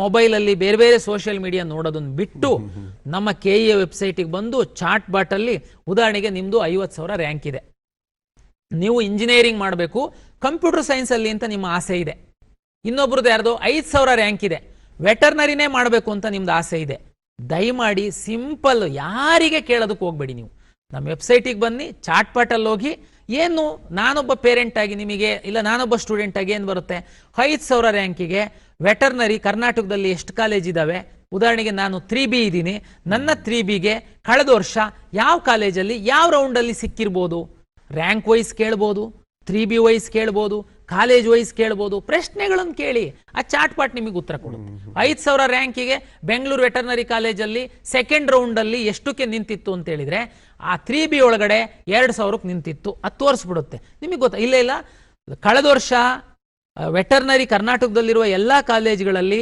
3Bಗೆ ಏನೇನು ಕಟ್ ಆಫ್ ಇತ್ತು ಅಂತ ಕೇಳ್ಬಿಡಿ, ಪೂರ್ತಿ ಕೊಟ್ಬಿಡುತ್ತೆ. ಉದಾಹರಣೆಗೆ ಅದು ಇಡೀ 3 ರೌಂಡಲ್ಲಿ 5,000 ಕಟ್ ಆಫ್ ಆಗಿದೆ 3Bಗೆ, ನಿಮ್ದು 25,000 ಇದೆ ಈ ಸರಿ ವೆಟರ್ನರಿ ರ್ಯಾಂಕು. ಅರ್ಥ ಮಾಡ್ಕೊಳ್ಳಿ, ಈ ವರ್ಷ ಏನು ಸೀಟು ಜಾಸ್ತಿ ಮಾಡಿಲ್ಲ, ಸಿಗುತ್ತಾ ನಿಮಗೆ? ಸರ್ ಕಳೆದ ವರ್ಷದ್ದಲ್ಲ ಸರ್, ಈ ವರ್ಷ ಸಿಕ್ಬೋದು. ಹೆಂಗ್ ಸಿಗುತ್ತೆ ಹೇಳಿ? ನೋಡಿ, ಸಣ್ಣ ಒಂದು 5% ಆ ಕಡೆ ಈ ಕಡೆ ಆಗ್ಬೋದು, 5,000ದಿಂದ 25,000ದಷ್ಟು ವ್ಯತ್ಯಾಸ ಆಗಲ್ಲ. ಅವಾಗ ನೀವು ಅದು ಆಸೆ ಬಿಡ್ಬೋದು ಅಂತ ನನ್ನ ನಿಮ್ಗೊಂದು ಸ್ಪಷ್ಟವಾದ ಒಂದು ಕಲ್ಪನೆ ಸಿಗುತ್ತೆ, ನಿಮ್ಗೊಂದು ನಿರ್ದೇಶನ, ನಿಮ್ಗೆ ಸೂಕ್ತ ಹಾದಿಲ್ ಸಾಗೋದಕ್ಕೆ ಇದಾಗತ್ತೆ ಅಂತ. ಈಗ ಅನ್ನಪೂರ್ಣ ಅವರು ಕರೆ ಮಾಡಿದ್ದಾರೆ. ಅನ್ನಪೂರ್ಣೆ, ನಮಸ್ತೆ ಅನ್ನಪೂರ್ಣೆ ಅವರೇ, ನಿಮ್ಮ ಪ್ರಶ್ನೆ ಕೇಳಿ. ಹಲೋ. ಹಲೋ. ಮಾತಾಡಿ ಅಮ್ಮ, ನಿಮ್ಮ ಪ್ರಶ್ನೆ ಕೇಳಿ. ಹಲೋ, ಮಾತಾಡಿ. Good evening sir. ಮಾತಾಡಿ ಹೇಳಿ. ಸರ್, ಇದರಲ್ಲಿ ವೆರಿಫಿಕೇಶನ್ ಸ್ಲಿಪ್ ಅಲ್ಲಿ ನಾವು ಸ್ಪೆಷಲ್ ಕ್ಯಾಟಗರಿಗೆ ಅಪ್ಲೈ ಮಾಡಿದ್ವಿ ಸ್ಪೋರ್ಟ್ಸ್ ಕೋಟಾದಿಂದ. ಅದು ಏನು ತೋರಿಸ್ತಿಲ್ವಲ್ಲ ಸರ್, ಬ್ಲ್ಯಾಂಕ್ ಆಗಿದೆ ಅದರಲ್ಲಿ. ನೋಡಿ, ಕ್ರೀಡಾ ಕೋಟದಲ್ಲಿ ಅಪ್ಲೈ ಮಾಡಿರುವಂತಹ ವಿದ್ಯಾರ್ಥಿಗಳಿಗೆಲ್ಲ ನಾವು KEAಗೆ ನಾವು ಇನ್ವೈಟ್ ಮಾಡಿ ತಮ್ಮ ದಾಖಲೆಗಳನ್ನೆಲ್ಲ ತೆಗೆದುಕೊಂಡು ಕ್ರೀಡಾ ಇಲಾಖೆಗೆ ಕೊಟ್ಟಿದ್ವಿ. ಕ್ರೀಡಾ ಇಲಾಖೆಯವರು ಇನ್ನೂ ಪರಿಶೀಲನೆ ಮಾಡ್ತಾ ಇದ್ದಾರೆ. ಇವತ್ತು ರಿಕ್ವೆಸ್ಟ್ ಮಾಡಿದೀವಿ ಅವರಿಗೆ, ನಾಳೆ ನಾಡದ್ರಲ್ಲಿ ಅವ್ರೇನಾದರೂ ನಮಗೆ ಯಾವ ಮಗು ಎಲಿಜಿಬಲ್ ಆಗಿದ್ರೆ ಆ ಮಗುದು ಮಾರ್ಕ್ಸ್ ಏನು ಅನ್ನುವಂಥದ್ದು ನಮಗೆ ಪಟ್ಟಿ ಕೊಡ್ತಾರೆ. ಅದನ್ನ ಪಟ್ಟಿ ಸಹ ಸಪರೇಟ್ ಹಾಕ್ತೀವಿ. ಯಾರ್ಯಾರು ಎಲಿಜಿಬಲ್ ಆಗಿರ್ತಾರೆ ಅವ್ರದ್ದು ವೆರಿಫಿಕೇಶನ್ ಸ್ಲಿಪ್ಪಲ್ಲಿ ನಾವು ಅಪ್ಲೋಡ್ ಮಾಡ್ತೀವಿ. ನಿಮಗೊಂದು SMS ಕಳಿಸ್ತೀವಿ. ಆಮೇಲೆ ತಾವು ಡೌನ್ಲೋಡ್ ಮಾಡ್ಕೊಳ್ಳಿ. ಅವಾಗ ನಿಮ್ಮ ವೆರಿಫಿಕೇಶನ್ ಸ್ಲಿಪ್ಪಲ್ಲಿ ಅದು ಡಿಸ್ಪ್ಲೇ ಆಗುತ್ತೆ. S sir. ಈಗ ಕೌನ್ಸಿಲಿಂಗ್ ಪ್ರಕ್ರಿಯೆ ಅಂದರೆ ಸಾಮಾನ್ಯಕ್ಕೆ ಸೀಟ್ ಮ್ಯಾಟ್ರಿಕ್ಸೇ ಬಹಳ ಪ್ರಮುಖವಾದಂಥದ್ದು. ಅದು ಬಂದ ನಂತರನೇ ಉಳಿದಿದ್ದೆಲ್ಲ ಪ್ರಕ್ರಿಯೆ. ಸೀಟ್ ಮ್ಯಾಟ್ರಿಕ್ಸ್ ಯಾವಾಗ ಆಗಬಹುದು ಅಂತ? ಮೆಡಿಕಲ್ ಡೆಂಟಲ್ ಆಯುಷ್ ಅಂತೂ ನಾವೀಗ ಮಾತಾಡಾಗತ್ತೇ ಇಲ್ಲ. ಅವ್ರಿಗೆ ಟೈಮ್ ಇದೆ, ನಿಧಾನಕ್ಕೆ ಕೊಡ್ಬೋದು. ಇಂಜಿನಿಯರಿಂಗು ತುಂಬ ಇಂಪಾರ್ಟೆಂಟು. 60,000ಕ್ಕಿಂತ ಪ್ಲಸ್ ಇಂಜಿನಿಯರಿಂಗ್ ಸೀಟ್ ನಮಗೆ ಬರುವಂಥದ್ದು. ಈಗಾಗಲೇ ಡ್ರಾಫ್ಟ್ ಸೀಟ್ ಮ್ಯಾಟ್ರಿಕ್ಸ್ ಅನ್ನ ಸರ್ಕಾರ ನಮಗೆ ಕೊಟ್ಟಿತ್ತು, ಪಬ್ಲಿಷ್ ಮಾಡಿದ್ವಿ. ಹುಡುಗರಿಗೆಲ್ಲ ಯಾವ್ಯಾವ ಕಾಲೇಜಲ್ಲಿ ಎಷ್ಟೆಷ್ಟು ಸೀಟು ಯಾವ್ಯಾವ ಕಮ್ಯುನಿಟಿಗೆ ಬರುತ್ತೆ ಅನ್ನೋದು ಒಂದು ಫೇರ್ ಐಡಿಯಾ ಬಂದಿದೆ. But that is not final seat matrix ನಮಗೆ 2-3 ಡೇಸ್ ಮೊದಲೇ ಬರಬೇಕಾಗಿತ್ತು. ಬೇರೆ ಬೇರೆ ಕಾರಣದಿಂದ ಸ್ವಲ್ಪ ಡಿಲೇ ಆಗಿದೆ. ಬಹುತೇಕ ನಾಳೆ ಅಥವಾ ನಾಡ್ದು ನಮಗೆ ಸೀಟ್ ಮ್ಯಾಟ್ರಿಕ್ಸ್ ಕೊಡ್ತಾರೆ ಅಂತನ್ನುವಂಥದ್ದು ನನಗೆ ಹೇಳಿದ್ದಾರೆ. ನಾನು ಕಂಟಿನ್ಯೂಸ್ ಫಾಲೋ ಅಪ್ ಅಲ್ಲಿ ಇದ್ದೀನಿ. ವೆಟರ್ನರಿ ಮತ್ತೆ ಅಗ್ರಿಕಲ್ಚರ್ದು ಈಗಾಗಲೇ ಸೀಟ್ ಮ್ಯಾಟ್ರಿಕ್ಸ್ ಅವ್ರು ಕೊಟ್ಟಿದ್ರು. SC ಒಳಗಡೆ SC A B C ಅಂತ ಈ ಸರಿ ಒಳ ಮೀಸಲಾತಿ ಇಂಪ್ಲಿಮೆಂಟ್ ಮಾಡಿದ್ದಾರೆ. SC C ಒಳಗಡೆ 59 ಕ್ಯಾಸ್ಟ್ಗಳಿಗೆ 20% ಸೀಟ್ಗಳನ್ನ ಕೊಡಬೇಕು ಆದ್ಯತೆ ಮೇಲೆ ಅನ್ನುವಂಥದ್ದು ಮಾಡಿದ್ದಾರೆ. ಇದು ಎಲ್ಲದನ್ನು ನಾವು ಈ ಸೀಟ್ ಮ್ಯಾಟ್ರಿಕ್ಸ್ ಅಲ್ಲೇನೆ ಡಿಸ್ಪ್ಲೇ ಮಾಡಬೇಕಾಗುತ್ತೆ. ಯಾಕೆಂದ್ರೆ ಅದರ ಆಧಾರದ ಮೇಲೆ ನಾವು ಸೀಟ್ ಅಲಾಟ್ ಮಾಡುವಂಥದ್ದು. ಈ ತಾಂತ್ರಿಕ ಕಾರಣಗಳಿಂದ ಆಕ್ಚುಲಿ ಹೋದ ವಾರದಿಂದಾನೇ ಆಗಬೇಕಾಗಿರೋದು ಡಿಲೇ ಆಗಿದೆ. ಇನ್ನೊಂದು 2 ದಿನದಲ್ಲಿ ನನಗೆ ಬಹುತೇಕ CET ಆಧರಿಸಿ ಕೌನ್ಸಿಲಿಂಗ್ ಮಾಡುವಂತಹ ಎಲ್ಲ ಸೀಟ್ ಮ್ಯಾಟ್ರಿಕ್ಸ್ ಬರುತ್ತೆ ಅನ್ನುವಂಥದ್ದು ಎಲ್ಲ ಇಲಾಖೆಗಳೊಂದಿಗೆ ಇವತ್ತು ನಾನು ಮಾತಾಡಿದಾಗ ನನಗೆ ಬಂದಿರುವಂಥ ಮಾಹಿತಿ. ಹಾಗಾಗಿ ಬಂದಂಗೆ ನಾನು ರೆಡಿ ಮಾಡ್ಕೊಳ್ತಾ ಇದ್ದೀನಿ. ಇನ್ನು 1 or 2 ಡೇಸಲ್ಲಿ ನಾನು ಹಂತವಾಗಿ ಆಪ್ಷನ್ ಎಂಟ್ರಿ ಪೋರ್ಟಲ್ ಸಹ ಓಪನ್ ಮಾಡ್ತೀನಿ. ಏನು ಸರ್ ಹಂತವಾಗಿ ಅಂದರೆ, ಉದಾಹರಣೆಗೆ ಇಂಜಿನಿಯರಿಂಗ್ ಇಂದು ಸೀಟ್ ಮ್ಯಾಟ್ರಿಕ್ಸ್ ಫೈನಲ್ ಬಂದ್ರೂ ನಾನು ಓಪನ್ ಮಾಡಿಬಿಡ್ತೀನಿ. ಉದಾಹರಣೆಗೆ ಡಿ ಫಾರ್ಮಸಿ ಫಾರ್ಮಾ ಬಿದೇನಾದ್ರೂ 1-2 ದಿನ ಲೇಟಾಗಿ ಬಂದ್ರೂ ತೊಂದರೆ ಇಲ್ಲ. ಅದನ್ನ ನಾನು ಆಮೇಲೆ ಹಂಗೇನೆ ನಿಮಗೆ ಎನೇಬಲ್ ಮಾಡ್ತಾ ಹೋಗ್ತೀನಿ. S sir. ಈಗ ಮನೋಹರ್ ಕರೆ ಮಾಡಿದ್ದಾರೆ. ನಮಸ್ತೆ ಮನೋಹರ್, ನಿಮ್ಮ ಪ್ರಶ್ನೆ ಕೇಳಿ. ಸರ್, ಈಗ ಆರ್ಡಿ ರಿಜಿಸ್ಟ್ರೇಷನ್ ನಂಬರ್ ಹಾಕಿದೀವಲ್ಲ, ಕಾಸ್ಟ್ ಸರ್ಟಿಫಿಕೇಟ್ ಮೊದಲು SC ಇತ್ತು ಬರೀ. ಇವಾಗ ABC ಮಾಡಿರೋದ್ರಿಂದ ಅದು ನಾವು ಅಪ್ಲೈ ಮಾಡಿದೀವಿ ನಿನ್ನೆ. ಬಟ್ ಇನ್ ಎಷ್ಟು ದಿವಸ ತನಕ ಎಡಿಟ್ ಲಿಂಕ್ ಆಪ್ಷನ್ ಓಪನ್ ಇರುತ್ತೆ? ಯಾಕಂದ್ರೆ 1 ವಾರ ಟೈಮ್ ಆದ್ರೂ ಮಿನಿಮಮ್ ತಗೊಳುತ್ತೆ ಅಂತ ತಹಸೀಲ್ದಾರ್ ಆಫೀಸ್ ಅಲ್ಲಿ ಹೇಳಿದ್ದಾರೆ. ಪರಿಶಿಷ್ಟ ಜಾತಿಗೆ ಸಂಬಂಧಪಟ್ಟಂತೆ ನಾವು ಅರ್ಜಿಯನ್ನ ಆಹ್ವಾನಿಸಿರಂತ ಸಂದರ್ಭದಲ್ಲಿ SC A B C ಅಂತನ್ನುವಂಥದ್ದು ಇಂಪ್ಲಿಮೆಂಟೇಷನ್ ಬಗ್ಗೆ ಗೊಂದಲ ಇತ್ತು, ಕ್ಲಾರಿಟಿ ಇರಲಿಲ್ಲ. ನಂತರ ABCಗೆ ರಿಸರ್ವೇಷನ್ ಕೊಡಬೇಕು ಅಂತ ಸರ್ಕಾರ ಆದೇಶ ಮಾಡಿದ ಮೇಲೆ ಕಳೆದ ಒಂದು 6 ಮಂತಿಂದ ನಾವು ನಿರಂತರವಾಗಿ ಯಾರು SC ಕ್ಲೈಮ್ ಮಾಡಿದ್ದೀರಾ ದಯಮಾಡಿ ತಾವು SC A B C certificate ಅನ್ನ ತಗೊಳ್ಳಿ ಅಂತ SMS ಕಳಿಸಿದೀವಿ, ಮಾಧ್ಯಮಗಳು ಮೂಲಕ ವಿನಂತಿ ಮಾಡಿದೀವಿ. ಆದ್ರೂ ಕೆಲವರು ವಿದ್ಯಾರ್ಥಿಗಳು SC A B C SC certificate ಹಾಕಿದೀರಾ, ABC ಹಾಕಿಲ್ಲ. ಒಳ ಮೀಸಲಾತಿ ಕಂಪಲ್ಸರಿ. ನಂದು ಸಮಸ್ಯೆ ಹೇಳ್ತೀನಿ ಪೇರೆಂಟ್ಸಿಗೆ. ನೋಡಿ, ಇಂಜಿನಿಯರಿಂಗ್ ಒಂದು ಕಾಲೇಜಲ್ಲಿ ಇಲ್ಲ ನಾಳೆ ಮೆಡಿಕಲ್, ಉದಾಹರಣೆಗೆ ಬೆಂಗಳೂರು ಮೆಡಿಕಲ್ ಕಾಲೇಜಲ್ಲಿ 100 ಸೀಟ್ ಇದೆ. 100 ಸೀಟಲ್ಲಿ SC Aಗಿಷ್ಟು, SC Bಗಿಷ್ಟು, SC Cಗಿಷ್ಟು ಅಂತ ನನಗೆ ಮೆಡಿಕಲ್ ಸೀಟನ್ನು ಕೊಡ್ತಾರೆ. ನೀವು SC ನಾನು ಎಷ್ಟು ಹೇಳಿದ್ರು ನೀವು ABC ಇನ್ನೂ ನೀವು ಸರ್ಟಿಫಿಕೇಟ್ ತಗೊಂಡು ನನಗೆ ಹಾಕಿಲ್ಲ. ನಾಳೆ ನಾನು ನಿಮ್ಮ ಆಪ್ಷನ್ ಎಂಟ್ರಿ ತಗೊಂಡು ಸೀಟ್ ಅಲಾಟ್ ಮಾಡುವಾಗ ನಿಮಗೆ Aಗ್ ಮಾಡೋಣ, Bಗ್ ಮಾಡೋಣ, Cಗ್ ಮಾಡೋಣ, ಯಾವುದನ್ನ ಅಲಾಟ್ ಮಾಡೋಣ? ನಂದು ಸಮಸ್ಯೆ ಅದು. ಪೋಷಕರಿಗೆ ಪದೇ ನಾನು ವಿನಂತಿ ಮಾಡಿದ್ರು ತಾವು ಹಾಕಲಿಲ್ಲ. ಅದಕ್ಕೆ ನಾನೇನು ಮಾಡಿದೆ, ಈಗ ವೆರಿಫಿಕೇಶನ್ ಸ್ಲಿಪ್ ನಿಮ್ಮದು ಬ್ಲಾಕ್ ಮಾಡಿದ್ದೀನಿ. ಯಾಕೆಂದ್ರೆ ನೀವು ಈಗಲೂ ನಾನು ವೆರಿಫಿಕೇಶನ್ ಸ್ಲಿಪ್ ಬಿಟ್ರೆ SC ಅಂತ ಬರುತ್ತೆ, ತಗೊಳ್ತೀರಾ, ಆಪ್ಷನ್ ಎಂಟ್ರಿ ಮಾಡ್ತೀರಾ, ನಾನು ನಾಳೆ ನಿಮ್ಮನ್ನ GM ಅಲ್ಲಿ ಕನ್ಸಿಡರ್ ಮಾಡಬೇಕಾಗುತ್ತೆ. ನಂತರ ನೀವು ಬರ್ತೀರಾ, ಏನು ಸರ್ ಅನ್ಯಾಯ ಮಾಡಿದಿರಿ, ನಾನು SC ಹಾಕಿದ್ದೀನಿ, ನೀವು G ನಲ್ಲಿ ಕನ್ಸಿಡರ್ ಮಾಡಿದ್ದೀರಾ ಅಂತ.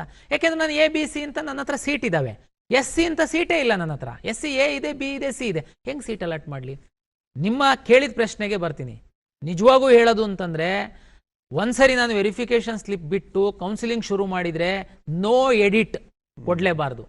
ಬಟ್ ನಾವು ತೀರ್ಮಾನ ಮಾಡಿರೋದು ಲೇಟ್ ಆಗಿದೆ, ಇದರಿಂದ ಮಕ್ಕಳಿಗೆ ಅನ್ಯಾಯ ಆಗಬಾರ್ದು ಅಂತೇಳಿ SC A B C ಯಾರು ನೀವು ಸರ್ಟಿಫಿಕೇಟ್ ತಗೊಂಡಿಲ್ಲ ದಯಮಾಡಿ ತಗೊಂಡು ನಿಮ್ಮ ಅಪ್ಲಿಕೇಶನ್ ಒಳಗಡೆ ಹೋಗಿ RD ನಂಬರ್ ಅಪ್ಡೇಟ್ ಮಾಡಿ ಅಂತ ನಾನು ಓಪನ್ ಇಟ್ಟಿದ್ದೀನಿ.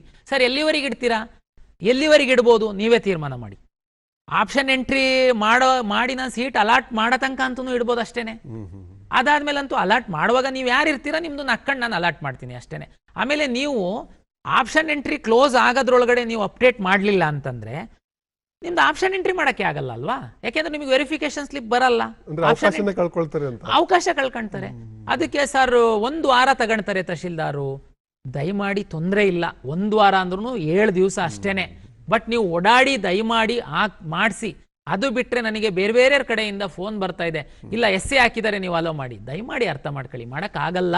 ಸರ್ಕಾರದ ಆದೇಶ ಇದೆ, ಒಳ ಮೀಸಲಾತಿ ಇಂಪ್ಲಿಮೆಂಟ್ ಮಾಡ್ಬೇಕಂತ. ABC ಸೀಟ್ ಮ್ಯಾಟ್ರಿಕ್ಸ್ ಬರುತ್ತೆ.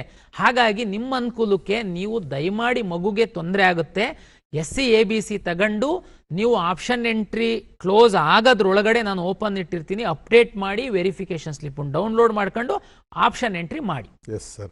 ಸರ್, ಈಗ ವಿಜಯಪುರದಿಂದ ಭಾಗ್ಯ ಅವರು ನಮ್ಮ ಜೊತೆ ಇದ್ದಾರೆ. ನಮಸ್ತೆ ಭಾಗ್ಯ, ನಿಮ್ಮ ಪ್ರಶ್ನೆ ಕೇಳಿ. Hello sir. ಮಾತಾಡಿ. ಸರ್, ರ್ಯಾಂಕಿಂಗ್ ಶೋ ಆಗ್ತಿಲ್ಲ ಸರ್. ರ್ಯಾಂಕಿಂಗ್ ಸಿಗ್ತಾ ಇಲ್ಲ, ಕೆಲವ್ರದ್ದು ಈ ಸಮಸ್ಯೆ ಇದೆ ಅಂತ. ನೋಡಿ, ರ್ಯಾಂಕಿಂಗ್ ಸಿಗ್ತಿಲ್ಲ ಅಂತನ್ನುವಂಥವ್ರಿಗೆ ನಾನು ಇನ್ನೂ ಸಿಕ್ಕಿಲ್ಲ ಅನ್ನೋರಿಗೆ ಹೇಳ್ತೀನಿ. ಕಳೆದ ವರ್ಷ ತಾವು PUC ಮಾಡಿದ್ರಿ, ಅದ್ರ ಹಿಂದಿನ ವರ್ಷ PUC ಮಾಡಿದ್ರಿ, ಈ ವರ್ಷ PUC ಬರೀತಿದ್ರಿ. ನಾನು KCET ಅಪ್ಲಿಕೇಶನ್ ಬಿಟ್ಟಾಗ 50% PUC ಮಾರ್ಕ್ಸ್ ನನಗೆ ಬೇಕು. ನನಗೆ ಹೆಂಗೆ ನಿಮ್ಮ ಹೆಸರೋಗಿ ಹೇಳಿದ್ರೆ ನನಗೆ ಕೊಡೋಕ್ಕಾಗಲ್ಲ. PU ಬೋರ್ಡ್ ಅವರು 3.5 ಲಕ್ಷ ನಮ್ಮದು CET ಅಪ್ಲಿಕೇಶನ್ ಹಾಕಿದ್ದವರು. ಅಪ್ಲಿಕೇಶನ್ ಹಾಕುವಂಥ ಸಂದರ್ಭದಲ್ಲಿ PUC ಪರೀಕ್ಷೆಯ ರಿಜಿಸ್ಟರ್ ನಂಬರ್ನ ಎಂಟ್ರಿ ಮಾಡಿ ಅಂತ ಹೇಳಿದ್ದೆ ನಾನು. ನೀವು ತಪ್ಪು ಎಂಟ್ರಿ ಮಾಡಿದ್ರಿ. ನೀವು CET ಬರೆದ್ರಿ, ನಿಮ್ಮದು PCMB ಪೇಪರ್ ಏನು ಬರೆದಿದ್ದೀರ, ನಂತರ ಮಾರ್ಕ್ಸ್ ಇದೆ. 50% PUC ಮಾರ್ಕ್ಸ್ ಬೇಕು ನಾನು ರ್ಯಾಂಕ್ ಕೊಡೋದಕ್ಕೆ. ನೀವು ರಿಜಿಸ್ಟರ್ ನಂಬರ್ ಹಾಕಿರೋದ್ರಿಂದ PU ಬೋರ್ಡಿಂದ ನಿಮ್ಮ ಮಾರ್ಕ್ಸ್ ನನಗೆ ಬರಲಿಲ್ಲ. CBSE ಮಕ್ಕಳು, ಸ್ಟೇಟ್ ಬೋರ್ಡ್ ಅಲ್ಲ, CBSE ಬೋರ್ಡು. ನಿಮಗೆ ಹೇಳಿದ್ವಿ ನಾವು, ಡೆಲ್ಲಿ CBSEಗೆ ಹೇಳಿದ್ವಿ, ಅವ್ರು ನಮಗೆ ಮಾರ್ಕ್ಸ್ ಕೊಡಲಿಲ್ಲ. ಕೊನೆಗೆ ಮಕ್ಕಳಿಗೆ ಹೇಳಿದ್ವಿ, ನೀವು DG ಲಾಕರಲ್ಲಿ ಹೋಗಿ ನಿಮ್ಮ ಮಾರ್ಕ್ಸ್ ಕಾರ್ಡನ್ನು ಡೌನ್ಲೋಡ್ ಮಾಡಿ, ನಿಮ್ಮದು ಮಾರ್ಕ್ಸನ್ನು ನಾನು ಫೆಚ್ ಮಾಡಿ 50% ಮ್ಯಾಚ್ ಮಾಡಿ ರ್ಯಾಂಕ್ ಕೊಡ್ತೀನಿ ಅಂತ. 3,500 ವಿದ್ಯಾರ್ಥಿಗಳು DG ಲಾಕರಲ್ಲಿ ಲಾಗಿನ್ ಆಗಿ ಫೆಚ್ಚೇ ಮಾಡಲಿಲ್ಲ. ಹಾಗಾಗಿ ನಿಮಗೆ ರ್ಯಾಂಕ್ ಕೊಡೋಕ್ಕಾಗಲಿಲ್ಲ ನಾನು. ಆಮೇಲೆ ಏನು ಮಾಡಿದ್ವಿ, ನನಗೆ ಗೊತ್ತಿತ್ತು ನೀವು ರಿಸಲ್ಟ್ ಅನೌನ್ಸ್ ಮಾಡಿದ ಮೇಲೆ ನೀವು ರ್ಯಾಂಕ್ ನೋಡೋಕೆ ಬರ್ತೀರಾ, ನಮಗೆ ಲಾಗಿನ್ ಆಗ್ತೀರಾ ಅಂತ. ಆವಾಗ ಲಾಗಿನ್ ಆದಾಗ ನಾನು ಹೇಳಿದೆ, ನಿಮ್ಮದು CET ಮಾರ್ಕ್ಸ್ ಇಷ್ಟಿದೆ, ಕ್ವಾಲಿಫೈಯಿಂಗ್ ಎಕ್ಸಾಮ್ ಮಾರ್ಕ್ಸು 0 ಇದೆ, ದಯಮಾಡಿ ನಿಮ್ಮ PUC ಮಾರ್ಕ್ಸ್ನ ಅಪ್ಲೋಡ್ ಮಾಡಿ ಅಂತ ರಿಕ್ವೆಸ್ಟ್ ಮಾಡಿದೆ. 7ನೇ ತಾರೀಕಿನ ತನಕ, 8ನೇ ತಾರೀಕು 11 ಗಂಟೆ ತನಕ ಯಾರ್ಯಾರು ಅಪ್ಲೋಡ್ ಮಾಡಿದ್ರಿ ಅವರಿಗೆಲ್ಲ ಲಾಸ್ಟ್ 2 ಡೇಸಲ್ಲಿ ನಾವು ರ್ಯಾಂಕ್ ಕೊಟ್ವಿ. 8ನೇ ತಾರೀಕಿನ ನಂತರ ಯಾರ್ಯಾರು ಅಪ್ಲೋಡ್ ಮಾಡಿದ್ದೀರಾ, ನಾಳೆ ಬೆಳಿಗ್ಗೆ ಅಷ್ಟೊತ್ತಿಗೆ ನಿಮಗೆ ರ್ಯಾಂಕ್ ಬರುತ್ತೆ. ಇನ್ನೂ ಮಾರ್ಕ್ಸೇ ಅಪ್ಲೋಡ್ ಮಾಡಿಲ್ಲ ಅಂತಂದರೆ ನೀವು KEನಲ್ಲಿ ಹೋಗಿ ನಿಮ್ಮ ರಿಸಲ್ಟ್ ಶೀಟನ್ನು ಓಪನ್ ಮಾಡಿದರೆ ದಯಮಾಡಿ ರೈಟ್ ಸೈಡಲ್ಲಿ ಕ್ವಾಲಿಫೈಯಿಂಗ್ ಎಕ್ಸಾಮಿನೇಷನ್ ಮಾರ್ಕ್ಸ್ 000 ಇದೆ. ದಯಮಾಡಿ ತಾವು ಅಪ್ಲೋಡ್ ಮಾಡಬೇಕು, ಮಾರ್ಕ್ಸ್ ಕಾರ್ಡನ್ನು ಅಪ್ಲೋಡ್ ಮಾಡಬೇಕು. ಅದಾಗಿ 2 ಡೇಸಿಗೆ ನಿಮಗೆ ರ್ಯಾಂಕನ್ನು ಕೊಡ್ತೀವಿ. ಎಷ್ಟು ಇದಕ್ಕೇನು ಕಟ್ ಆಫ್ ಡೇಟ್ ಏನು ಇದೆಯಾ ಸರ್ ಇದಕ್ಕೆ? ಆಕ್ಚುಲಿ ಸೇಮ್ ಇದೂನು. ಅವರಿಗೆ ರ್ಯಾಂಕ್ ಕೌನ್ಸಿಲಿಂಗ್ ಭಾಗವಹಿಸಬೇಕು ಅಂತಂದ್ರೆ ರ್ಯಾಂಕ್ ಬರಬೇಕು, ರ್ಯಾಂಕ್ ಬರಬೇಕು ಅಂದ್ರೆ ಅವ್ರದ್ದು PU ಮಾರ್ಕ್ಸ್ ಬರಬೇಕು ನಮಗೆ. ಓಕೆ, ಮತ್ತು ಒಂದು ಕರೆ ಇದೆ. ಹಲೋ ನಮಸ್ತೆ ಸರ್. ನಮಸ್ತೆ, ನಿಮ್ಮ ಪ್ರಶ್ನೆ ಕೇಳಿ. ಸಂಗನಗೌಡ ಸರ್, ನಾನು ಸಂಗನಗೌಡ ಅಂತ ಬಿಜಾಪುರಿಂದ ಮಾತಾಡಿ. ಸರ್, ಇವಾಗ ವೆರಿಫಿಕೇಶನ್ ಸ್ಲಿಪ್ ಅಲ್ಲಿ ಲಾಗಿನ್ ಕ್ರೆಡೆನ್ಷಿಯಲ್ ಕೊಟ್ಟಿದ್ದೀರಲ್ಲ, ಹೇಳಿ ಮಾತಾಡಿ. ಆಪ್ಷನ್ ಎಂಟ್ರಿ ಮಾಡುವಾಗ ಸ್ಟೂಡೆಂಟ್ ಫೇಸ್ ಲಾಗಿನ್ ಕೊಟ್ಟಿದಾರಲ್ಲ, ಎನಿ ಟೈಮ್ ಸ್ಟೂಡೆಂಟ್ ನಮ್ಮ ಜೊತೆನೇ ಇರ್ಬೇಕಾ, ಪೇರೆಂಟ್ ಜೊತೆ? ಎನಿ ಟೈಮು ಸ್ಟೂಡೆಂಟು ಪೇರೆಂಟ್ಸ್ ಜೊತೆ ಇರಬೇಕಂತಂದರೆ ನಿಮ್ಮ ಮನೆಯಲ್ಲಿ ಇರ್ಬೋದು ಅವರು. ಬಟ್ ಆಪ್ಷನ್ ಎಂಟ್ರಿ ಮಾಡುವಾಗ ಲಾಗಿನ್ ಓಪನ್ ಆಗಬೇಕಂತಂದರೆ ನಿಮ್ಮ ಮೊಬೈಲಿಗೆ OTP ಬರುತ್ತೆ. ಮಗು ಫೇಸನ್ನು ಕಂಪ್ಯೂಟ್ರಿಗೆ ತೋರಿಸಿದ್ರೆ ಲಾಗಿನ್ ಓಪನ್ ಆಗುತ್ತೆ. ಅದಾದಮೇಲೆ ಆಪ್ಷನ್ ಎಂಟ್ರಿ ಮಾಡಬೇಕು. ದಯಮಾಡಿ ಪೇರೆಂಟ್ಸಿಗೆ ಹೇಳುವಂಥದ್ದು, ನಿಮ್ಮ ಕ್ರೆಡೆನ್ಷಿಯಲ್ಲು ಫೇಸನ್ನೆಲ್ಲ ತಗೊಂಡೋಗಿ ಒಂದ್ಸರಿ ಸೈಬರ್ ಸೆಂಟ್ರಲ್ಲಿ ತೋರಿಸ್ಬಿಟ್ಟು ನಿಮ್ಮ ಕೆಲಸಕ್ಕೆ ನೀವು ಹೋಗ್ಬಿಡ್ಬೇಡಿ. ಅವನಿಗಿಷ್ಟ ಇರೋ ಕೋರ್ಸ್ ಹಾಕ್ತಾನೆ. ಇದು ಲಾಸ್ಟ್ ಇಯರ್ ನಮಗೆ ಎಕ್ಸ್ಪೀರಿಯನ್ಸ್ ಆಗಿದೆ. ಸೈಬರ್ ಸೆಂಟರ್ ಅವ್ನು ಇಷ್ಟ ಇರೋ ಕೋರ್ಸ್ ಹಾಕಿ ಕೊನೆಗೆ ಅವರು ಪೇರೆಂಟ್ಸ್ ಹೇಳೋದು, ಸರ್ ನಮ್ಗೆ ಗೊತ್ತೇ ಇಲ್ಲ ಸರ್, ಅವನು ಎಂಟ್ರಿ ಮಾಡಿದ್ದಾನೆ, ಈಗ ಹೋಗಿ ಅಡ್ಮಿಷನ್ ಆಗು ಅಂತ ಹೇಳ್ತಾ ಇದ್ದಾನೆ. ನೋ, ನೀವು ಸೈಬರ್ ಸೆಂಟರ್ ಹೆಲ್ಪ್ ತಗೊಳ್ಳಿ, ನಾನು ಬೇಡ ಅಂತ ಹೇಳಲ್ಲ. ದಯಮಾಡಿ ಆಪ್ಷನ್ ಎಂಟ್ರಿ ಮಾಡೋದಕ್ಕಿಂತ ಮೊದಲು ನಮ್ಮ ವೆಬ್ಸೈಟಲ್ಲಿ ಹೋಗ್ಬಿಟ್ಟು ಎಷ್ಟು ಕಾಲೇಜು, ಯಾವ್ಯಾವ ಕೋರ್ಸು, ಕಳೆದ ವರ್ಷದ ರ್ಯಾಂಕಿಗೆ ನಿಮಗೆ ಸಮೀಪ ಇದೆ, ಈ ವರ್ಷ ಆ ಕಾಲೇಜಲ್ಲಿ ಸಿಕ್ಕಿದ್ರೆ ನಾವು ಅಡ್ಮಿಷನ್ ಮಾಡ್ಕೊಳ್ತೀವಿ ಅನ್ನುವಂಥದ್ದನ್ನು ಒಂದು ಬಿಳಿ ಹಾಳೆ ಮೇಲೆ ಬರ್ಕೊಳ್ಳಿ. ಕಾಲೇಜ್ ಕೋಡನ್ನು ಬರ್ಕೊಳ್ಬೇಕಾಗುತ್ತೆ, ತಾವು ಬರ್ಕೊಳ್ಳಿ. ಅದಾದಮೇಲೆ ಸೈಬರ್ ಸೆಂಟ್ರಿಗೆ ಹೋಗಿ ಓಪನ್ ಮಾಡಿ ಲಾಗಿನ್ನು, ಅವನ ಹತ್ರನೇ ಹೆಲ್ಪ್ ಮಾಡಿಸಿ, ಇಲ್ಲ ನೀವೇನೇ ಮಾಡಿ, ನಿಮ್ಮ ಸಮಕ್ಷಮನೆ ಪೂರ್ತಿ ಎಂಟ್ರಿ ಮಾಡಿ ಸಬ್ಮಿಟ್ ಮಾಡಿ ಒಂದು ಪ್ರಿಂಟ್ಔಟ್ ತಗೊಂಡು ಈ ಕಡೆ ಬನ್ನಿ. ವಿಷಯ ನಿಮ್ದಾಗ್ಬೇಕು, ಸಬ್ಜೆಕ್ಟ್ ಕೋರ್ಸ್ ಯಾವುದು ಅಂತ. ಹೌದು, ಇಲ್ಲಾಂದ್ರೆ ಲಾಸ್ಟ್ ಇಯರ್ ಹಂಗ್ ಮಾಡಿದ್ದಾರೆ. ಇವ್ರು ಅವ್ರಿಗೆ ಹೇಳಿದ್ರು, ಅವರೇ ಹಾಕ್ಬಿಟ್ರು. ನೀವು ನಾಳೆ ನಿಮಗೆ ಇಷ್ಟ ಇರ್ಲಿಕ್ಕಿಲ್ಲ ಅದು. ಅದಕ್ಕೆ ದಯಮಾಡಿ ಅವ್ರಿಗೆ ನಿಮ್ದೆಲ್ಲ ಅಸ್ತ್ರ ಕೊಡಕ್ ಹೋಗ್ಬೇಡಿ, ತಾವು ಅವ್ರದ್ದು ಹೆಲ್ಪ್ ತಗೊಳ್ಳಿ. ಯಾಕೆಂದ್ರೆ ಎಲ್ಲರ ಮನೆಯಲ್ಲಿ ಕಂಪ್ಯೂಟರ್ ಇಲ್ಲ, ನಾವು ಮೊಬೈಲಲ್ಲಿ ಎಂಟ್ರಿ ಮಾಡೋವಷ್ಟು ಮಾಡಿ, ಬಟ್ ಅಷ್ಟು ಈಸಿ ಇರ್ಲಿಕ್ಕಿಲ್ಲ ಎಲ್ಲರಿಗೂ ಆ ಮೊಬೈಲ್ ಆಪರೇಟ್ ಮಾಡೋದು. ನೀವು ಸೈಬರ್ ಸೆಂಟ್ರಲ್ಲಿ ಹೆಲ್ಪ್ ತಗೊಳ್ಬಹುದು, ಬಟ್ ನೀವು ಅಲ್ಲಿ ಕುತ್ಕೊಂಡು ಮಾಡಿಸಿ. ಇಲ್ಲಾಂದ್ರೆ ಅವನು 50 ಜನದ್ದು ಇಸ್ಕೊಂತಾನೆ, ಅವನು ನೀವು ನಾನು ರಾತ್ರಿ ಮಾಡ್ತೀನಿ, ಈಗ ಸರ್ವರ್ ಬಿಸಿ ಇದೆ, KE ಬಿಸಿ ಹೋಗಿ ಅಂತೇಳಿ, ಕೊನೆಗೆ ನಿಮ್ದು ಅವರಿಗೆ ಅವ್ರದ್ದು ಇವರಿಗೆ ಎಂಟ್ರಿ ಮಾಡಿ ಕೊನೆಗೆ ಸೀಟ್ ಅಲಾಟ್ ಆಗುತ್ತೆ. S sir. ಈಗ ಮೈಸೂರಿಂದ ರವಿ ಅವರು ಕರೆ ಮಾಡಿದ್ದಾರೆ. ನಮಸ್ತೆ ರವಿ ಅವರೇ, ನಿಮ್ಮ ಪ್ರಶ್ನೆ ಕೇಳಿ. ಹಲೋ ರವಿ, ಮಾತಾಡಿ, ನಿಮ್ಮ ಪ್ರಶ್ನೆ ಕೇಳಿ, ಮಾತಾಡಿ. ನಮಸ್ತೆ ಸರ್. ಮಾತಾಡಿ. ನಮ್ದು ರ್ಯಾಂಕಿಂಗ್ ಎಲ್ಲ ಇದಾಗಿದೆ, ಬಟ್ ನಮ್ದು ವೆರಿಫಿಕೇಶನ್ ಸ್ಲಿಪ್ ಅಲ್ಲಿ ಸರ್. ನಮಸ್ತೆ ಸರ್. ಹೇಳಿ. ಸರ್, ವೆರಿಫಿಕೇಶನ್ ಸ್ಲಿಪ್ ಇದು ಅದರಲ್ಲಿ ರ್ಯಾಂಕಿಂಗ್ ತೋರಿಸಿದ್ದೀರಿ ಅಂತ ಹೇಳಿದೀರಾ, ಬಟ್ ಅದ್ರಲ್ಲಿ ಬಂದಿಲ್ಲ ಸರ್ ನಮ್ಮ ಇದರಲ್ಲಿ. ವೆರಿಫಿಕೇಶನ್ ಸ್ಲಿಪ್ ಅಲ್ಲಿ ರ್ಯಾಂಕ್ ಅನ್ನು ತೋರಿಸಿದೀವಿ ಅಂತ ಯಾರಿಗೆ ಹೇಳಿದ್ದೀನಿ ನಾನು? CET ಎಕ್ಸಾಮ್ ಬರ್ದಿದ್ದಾರೆ, PUC ಮಾರ್ಕ್ಸು ನಮಗೆ ಬಂದಿದೆ. ಅದು ಎರಡರದೂ 50-50% ತಗೊಂಡು ನಾನು ರ್ಯಾಂಕ್ ಕೊಟ್ಟಿದ್ದೀನಿ. ಉದಾಹರಣೆಗೆ ನೀವು ವೆರಿಫಿಕೇಶನ್ ಸ್ಲಿಪ್ಪಲ್ಲಿ ನಿಮ್ಮದು PUC ಮಾರ್ಕ್ಸ್ ಇಲ್ಲ ಅಂತಂದರೆ ನಾನು ರ್ಯಾಂಕ್ ಕೊಟ್ಟಿರಲ್ಲ. ಈ ಕಡೆ ರ್ಯಾಂಕ್ ಬ್ಲಾಂಕ್ ಇರುತ್ತೆ, CET ಮಾರ್ಕ್ಸ್ ಮಾತ್ರ ಇರುತ್ತೆ, ಕ್ವಾಲಿಫೈಯಿಂಗ್ ಎಕ್ಸಾಮ್ ಮಾರ್ಕ್ಸ್ ಇರಲ್ಲ. ಸರ್ ಇಲ್ಲ, PUC ಮಾರ್ಕ್ಸೂ ಇದೆ ಸರ್, CET ಮಾರ್ಕ್ಸೂ ಇದೆ, ರ್ಯಾಂಕ್ ಮಾತ್ರ ಬ್ಲಾಂಕ್ ಇದೆ. ಅದು ಟೆಕ್ನಿಕಲ್ ಎರರ್ ಅಂತ ನಾನು ಒಪ್ತೀನಿ. ದಯಮಾಡಿ ಅದನ್ನ ಮೇಲ್ ಮಾಡಿ KEಗೆ, ನಾನು ಅಟೆಂಡ್ ಮಾಡ್ತೀನಿ. ಅಂಥದ್ದು ನನ್ಗನ್ಸೋಕ್ಕೆ ಒಂದೂ ಇರ್ಲಿಕ್ಕೆ ಸಾಧ್ಯ ಇಲ್ಲ. ಬಟ್ ಆದರೂ ಇದ್ದಿರ್ಬೋದು, ಹೇಳಲಿಕ್ಕಾಗಲ್ಲ. ನೀವು ಪೇರೆಂಟ್ಸ್ ಏನಾದರೂ ಆ ಥರದ್ದು ಗಮನಿಸ್ತು ಅಂತಂದರೆ ದಯಮಾಡಿ ತಾವು ನಮಗೆ ಅದನ್ನು ಮೇಲ್ ಮಾಡಿ, ಇಮಿಡಿಯೇಟ್ಲಿ ನಾವು ಅಟೆಂಡ್ ಮಾಡ್ತೀವಿ. ಸರ್, ಈಗ 371J ಮೀಸಲಾತಿ ಅದನ್ನು ಹೇಗೆ ಅನುಷ್ಠಾನ ಮಾಡ್ತಾ ಇದ್ದೀರಾ? ನೋಡಿ, 371J ಯಾರು ಎಲಿಜಿಬಲ್ ಇದ್ದಾರೆ ಅಂದರೆ ಯಾರ ಹತ್ರ ಆ ಪ್ರಮಾಣ ಪತ್ರ ಇದೆ, ಅರ್ಜಿ ಹಾಕುವಂಥ ಸಂದರ್ಭದಲ್ಲಿ 371J RD ನಂಬರ್ನ ತಾವು ಎಂಟ್ರಿ ಮಾಡಿದ್ದೀರಾ ಅಂದರೆ ಈಗ ನೀವು ವೆರಿಫಿಕೇಶನ್ ಸ್ಲಿಪ್ಪನ್ನು ಡೌನ್ಲೋಡ್ ಮಾಡಿದರೆ ಅದರಲ್ಲಿ 371J ಅನ್ನುವಂಥದ್ದು ಮೆನ್ಷನ್ ಆಗಿದೆ. ನಾಳೆ ನಾನು ಸೀಟ್ ಮ್ಯಾಟ್ರಿಕ್ಸ್ ಬಿಟ್ಟಾಗ, ಈಗ ಉದಾಹರಣೆಗೆ ಇಂಜಿನಿಯರಿಂಗ್ ಸೀಟ್ ಮ್ಯಾಟ್ರಿಕ್ಸ್ ಬಿಟ್ಟಿದ್ದೀನಿ ನಾನು, ಅಂದರೆ ಡ್ರಾಫ್ಟ್ ಸೀಟ್ ಮ್ಯಾಟ್ರಿಕ್ಸು ತಾವು ನೋಡ್ಬೋದು. HK ರೀಜನ್ನಲ್ಲಿ, KK ಕಲ್ಯಾಣ ಕರ್ನಾಟಕ ರೀಜನ್ನಲ್ಲಿರುವಂತಹ ಇಂಜಿನಿಯರಿಂಗ್ ಕಾಲೇಜಲ್ಲಿ 371Jಗೆ ಒಂದಷ್ಟು ಸೀಟ್ಗಳನ್ನ ರಿಸರ್ವ್ ಮಾಡಿದ್ದಾರೆ. KK ಕಲ್ಯಾಣ ಕರ್ನಾಟಕ ಹೊರತುಪಡಿಸಿರುವಂತಹ ಕಾಲೇಜುಗಳಲ್ಲೂ 371Jಗೆ ಸೀಟನ್ನು ರಿಸರ್ವ್ ಮಾಡಿದ್ದಾರೆ. ಯಾರು 371J ರಿಸರ್ವೇಷನ್ ಇದೆ, ಯಾವುದು ಇಲ್ಲಿ ಆ ಒಂದು ರಿಸರ್ವೇಷನ್ಗೆ seat reserve, like SC ST OBC ಅವರಿಗೆ ರಿಸರ್ವ್ ಆದಂಗೆ 371J ರಿಸರ್ವ್ ಆಗಿದೆ. ಈ ವಿದ್ಯಾರ್ಥಿ 371J ಇದ್ದಾನೆ, ರ್ಯಾಂಕು ಅವನದು ಮತ್ತೆ ಅವನಿಗೆ ಈ ರಿಸರ್ವ್ ಆಗಿರುವಂಥ ಸೀಟು, ಅದರ ಆಧಾರದ ಮೇಲೆ ನಾವು ಅವರಿಗೆ ಅಲಾಟ್ ಮಾಡ್ತೀವಿ. ಬಟ್ ಆದರೆ ನೀವು ಅರ್ಜಿ ಹಾಕಿರಬೇಕು, ವೆರಿಫಿಕೇಶನ್ ಸ್ಲಿಪ್ಪಲ್ಲಿ 371J ಕ್ಲೈಮ್ಡ್ ಎಸ್ ಅಂತ ಇರಬೇಕು. S sir. ಈಗ ಬೆಂಗಳೂರಿಂದ ಭರತ್ ಕರೆ ಮಾಡಿದ್ದಾರೆ. ನಮಸ್ತೆ ಭರತ್, ನಿಮ್ಮ ಪ್ರಶ್ನೆ ಕೇಳಿ. ಸರ್ ನಮಸ್ತೆ, ನಾನು ಬೆಂಗಳೂರಿಂದ ಭರತ್ ಅಂತ ಫೋನ್ ಮಾಡ್ತಾ ಇರೋದು. ನನ್ನ ಡೌಟ್ ಬಂದು ಸರ್ ಪ್ರೀ ರೌಂಡ್ ಬಗ್ಗೆ. ಈಗ ನಾವು ಕಾಲೇಜ್ ಲೀಸ್ಟ್ ಎಲ್ಲ ಆಪ್ಷನ್ ಎಂಟ್ರಿ ಎಲ್ಲ ಮಾಡಿರ್ತೀವಿ ಸರ್ ಇಂಜಿನಿಯರಿಂಗಿಗೆ, ಅದರಲ್ಲಿ ನಮ್ಗೆ ಇಷ್ಟ ಆಗಿರೋ ಕಾಲೇಜ್ ಸಿಕ್ಕಿರಲ್ಲ. ಅವಾಗ ನಾವು ಸಿಕ್ಕಿರೋ ಕಾಲೇಜ್ಗೆ ಹೋಗ್ಬೇಕಾ ಇಲ್ಲ ಫಸ್ಟ್ ರೌಂಡ್ ಹೋಗೋ ಚಾನ್ಸ್ ಇರುತ್ತೆ ಸರ್ ಅಂತ ನನ್ನ ಡೌಟ್ ಸರ್. ಈಗ ಈ ಹಿಂದೆ ನಾನು ಆರಂಭದಲ್ಲೇನೆ pre round and first round explain ಮಾಡಿದೆ, ಮೋಸ್ಟ್ಲಿ ನೀವು ನೋಡಿರ್ಲಿಕ್ಕಿಲ್ಲ ಅಂತ ಅನ್ಸುತ್ತೆ ಭರತ್. ದಯಮಾಡಿ ಪ್ರೀ ರೌಂಡ್ ಅಂತಂದ್ರೆ 100% ಇಷ್ಟ ಆಗಿರುವಂಥವರಿಗೆ ಮಾತ್ರ, ಉಳಿದವರಿಗೆ ಯಾವ ಆಪ್ಷನ್ ಇರಲ್ಲ. ದಯಮಾಡಿ ನಮ್ಮ ಕೌನ್ಸಿಲಿಂಗಲ್ಲಿ ಇರ್ತೀರಾ, ನಿಮಗೆ ಹೊರಗಡೆ ಹೋಗಿ ಅಂತಲೂ ಹೇಳಲ್ಲ, ಯಾವ ಚಾಯ್ಸ್ ಹಾಕಿ ಅಂತಲೂ ಹೇಳಲ್ಲ. ಇವನ್ನು ಫಸ್ಟ್ ರೌಂಡಲ್ಲಿ ಪ್ರೀ ರೌಂಡಲ್ಲಿ ಚಾಯ್ಸ್ 1 ಹಾಕಿದ್ದೀರಾ ನೀವು, ಬೆಂಗಳೂರು ವೆಟರ್ನರಿ ಕಾಲೇಜ್ ಚಾಯ್ಸ್ 1 ನಿಮ್ದು, ಆಪ್ಷನ್ 1 ನಿಮಗೆ ಅದೇ ಸಿಕ್ಕಿದೆ. ಬಟ್ ಸ್ಟಿಲ್ ನೀವು ಹೋಗ್ರಿ ಅಂತ ನಾನೇನು ಹೇಳಲ್ಲ. Please come first round, no problem. ಇಲ್ಲ ಸರ್ ನನಗೆ ಅದೊಂದೇ ಗುರಿ ಇತ್ತು, ಅದೇ ಸಿಕ್ಕಿದೆ, ಮತ್ತೆ ಹಾಕಿರನ್ ಸರ್ ನಾನು ಕೌನ್ಸಿಲಿಂಗಲ್ಲಿ ಹೋಗಿ ಅಡ್ಮಿಷನ್ ಆಗ್ತೀನಿ, ದಯಮಾಡಿ ಹೋಗಿ ಅಡ್ಮಿಷನ್ ಆಗಿ ಅಷ್ಟೇ. S sir. ಈಗ ಸಿದ್ದರಾಜು ಅವ್ರು ಕರೆ ಮಾಡಿದ್ದಾರೆ. ನಮಸ್ತೆ ಸಿದ್ದರಾಜು ಅವರೇ, ನಿಮ್ಮ ಪ್ರಶ್ನೆ ಕೇಳಿ, ನೇರವಾಗಿ ಪ್ರಶ್ನೆ ಬನ್ನಿ. ಸರ್ ನಮಸ್ಕಾರ ಸರ್. ಮಾತಾಡಿ. ಪ್ರಸನ್ನ ಸರ್. ಮಾತಾಡಿ. ನನ್ನ ಕ್ವಶನ್ ಏನಂತ ಹೇಳಿದ್ರೆ ಸರ್, ನಾವು KEಯಲ್ಲಿ ಅಪ್ಲಿಕೇಶನ್ ಹಾಕ್ತಿದೀವಲ್ವಾ, ಇವಾಗ ಪೊಲೀಸ್ ಅಪ್ಲಿಕೇಶನ್ ಹಾಕ್ತಿದೀವಿ ಇವಾಗ ಸದ್ಯದಲ್ಲಿ, ಅಂದ್ರೆ ಇವಾಗ ಬಿಟ್ಟಿರೋದ್ರಲ್ಲಿ. ಸೊ ಏನಂತ ಹೇಳಿದ್ರೆ ನಾವು ಅಪ್ಲಿಕೇಶನ್ ಹಾಕಿದ ತಕ್ಷಣ ನಮ್ಮ ಮೊಬೈಲ್ಗೆ ಮೆಸೇಜು ಬರ್ತಿಲ್ಲ, ಮತ್ತೆ ಮೇಲ್ ಐಡಿಗೂ ಮೆಸೇಜ್ ಬರ್ತಿಲ್ಲ. ಮತ್ತೆ ಇನ್ನೊಂದೇನಂತ ಹೇಳಿದ್ರೆ ಸೊ ಅದರಲ್ಲಿ ರಿಟ್ರೀವ್ ಮಾಡಕ್ಕೆ ಆಪ್ಷನ್ ಬರ್ತಿಲ್ಲ. ನಾವು ಹೆಲ್ಪ್ ಲೈನ್ಗೆ ಕಾಂಟ್ಯಾಕ್ಟ್ ಮಾಡಿದಾಗ ಸೊ ಅದಕ್ಕೆ ಕಾಲು ಕನೆಕ್ಟ್ ಆಗ್ತಿಲ್ಲ, ಮೇಲ್ ಮಾಡಿದ್ರೆ ಮೇಲೂ ಕನೆಕ್ಟ್ ಆಗ್ತಿಲ್ಲ ಸರ್. ಇದು CET-ಗೆ ಸಂಬಂಧಪಟ್ಟಿದ್ದಲ್ಲ, ನಾವು ಕಾನ್ಸ್ಟೇಬಲ್ಗೆ ಸಂಬಂಧಪಟ್ಟಂತೆ ಅರ್ಜಿ ಕರೆದಿರುವಂಥದ್ದು ಹೇಳ್ತಾ ಇದ್ದಾರೆ. ನೀವು ಸಕ್ಸಸ್ಫುಲಿ ಸಬ್ಮಿಟ್ ಮಾಡಿದ ಮೇಲೆ ನಿಮಗೆ ಫೀ ಪೇ ಆದಮೇಲೆ ನಿಮಗೆ ಆ್ಯಕ್ಚುಲಿ PDF ಪ್ರಿಂಟೌಟ್ ಬರುತ್ತೆ.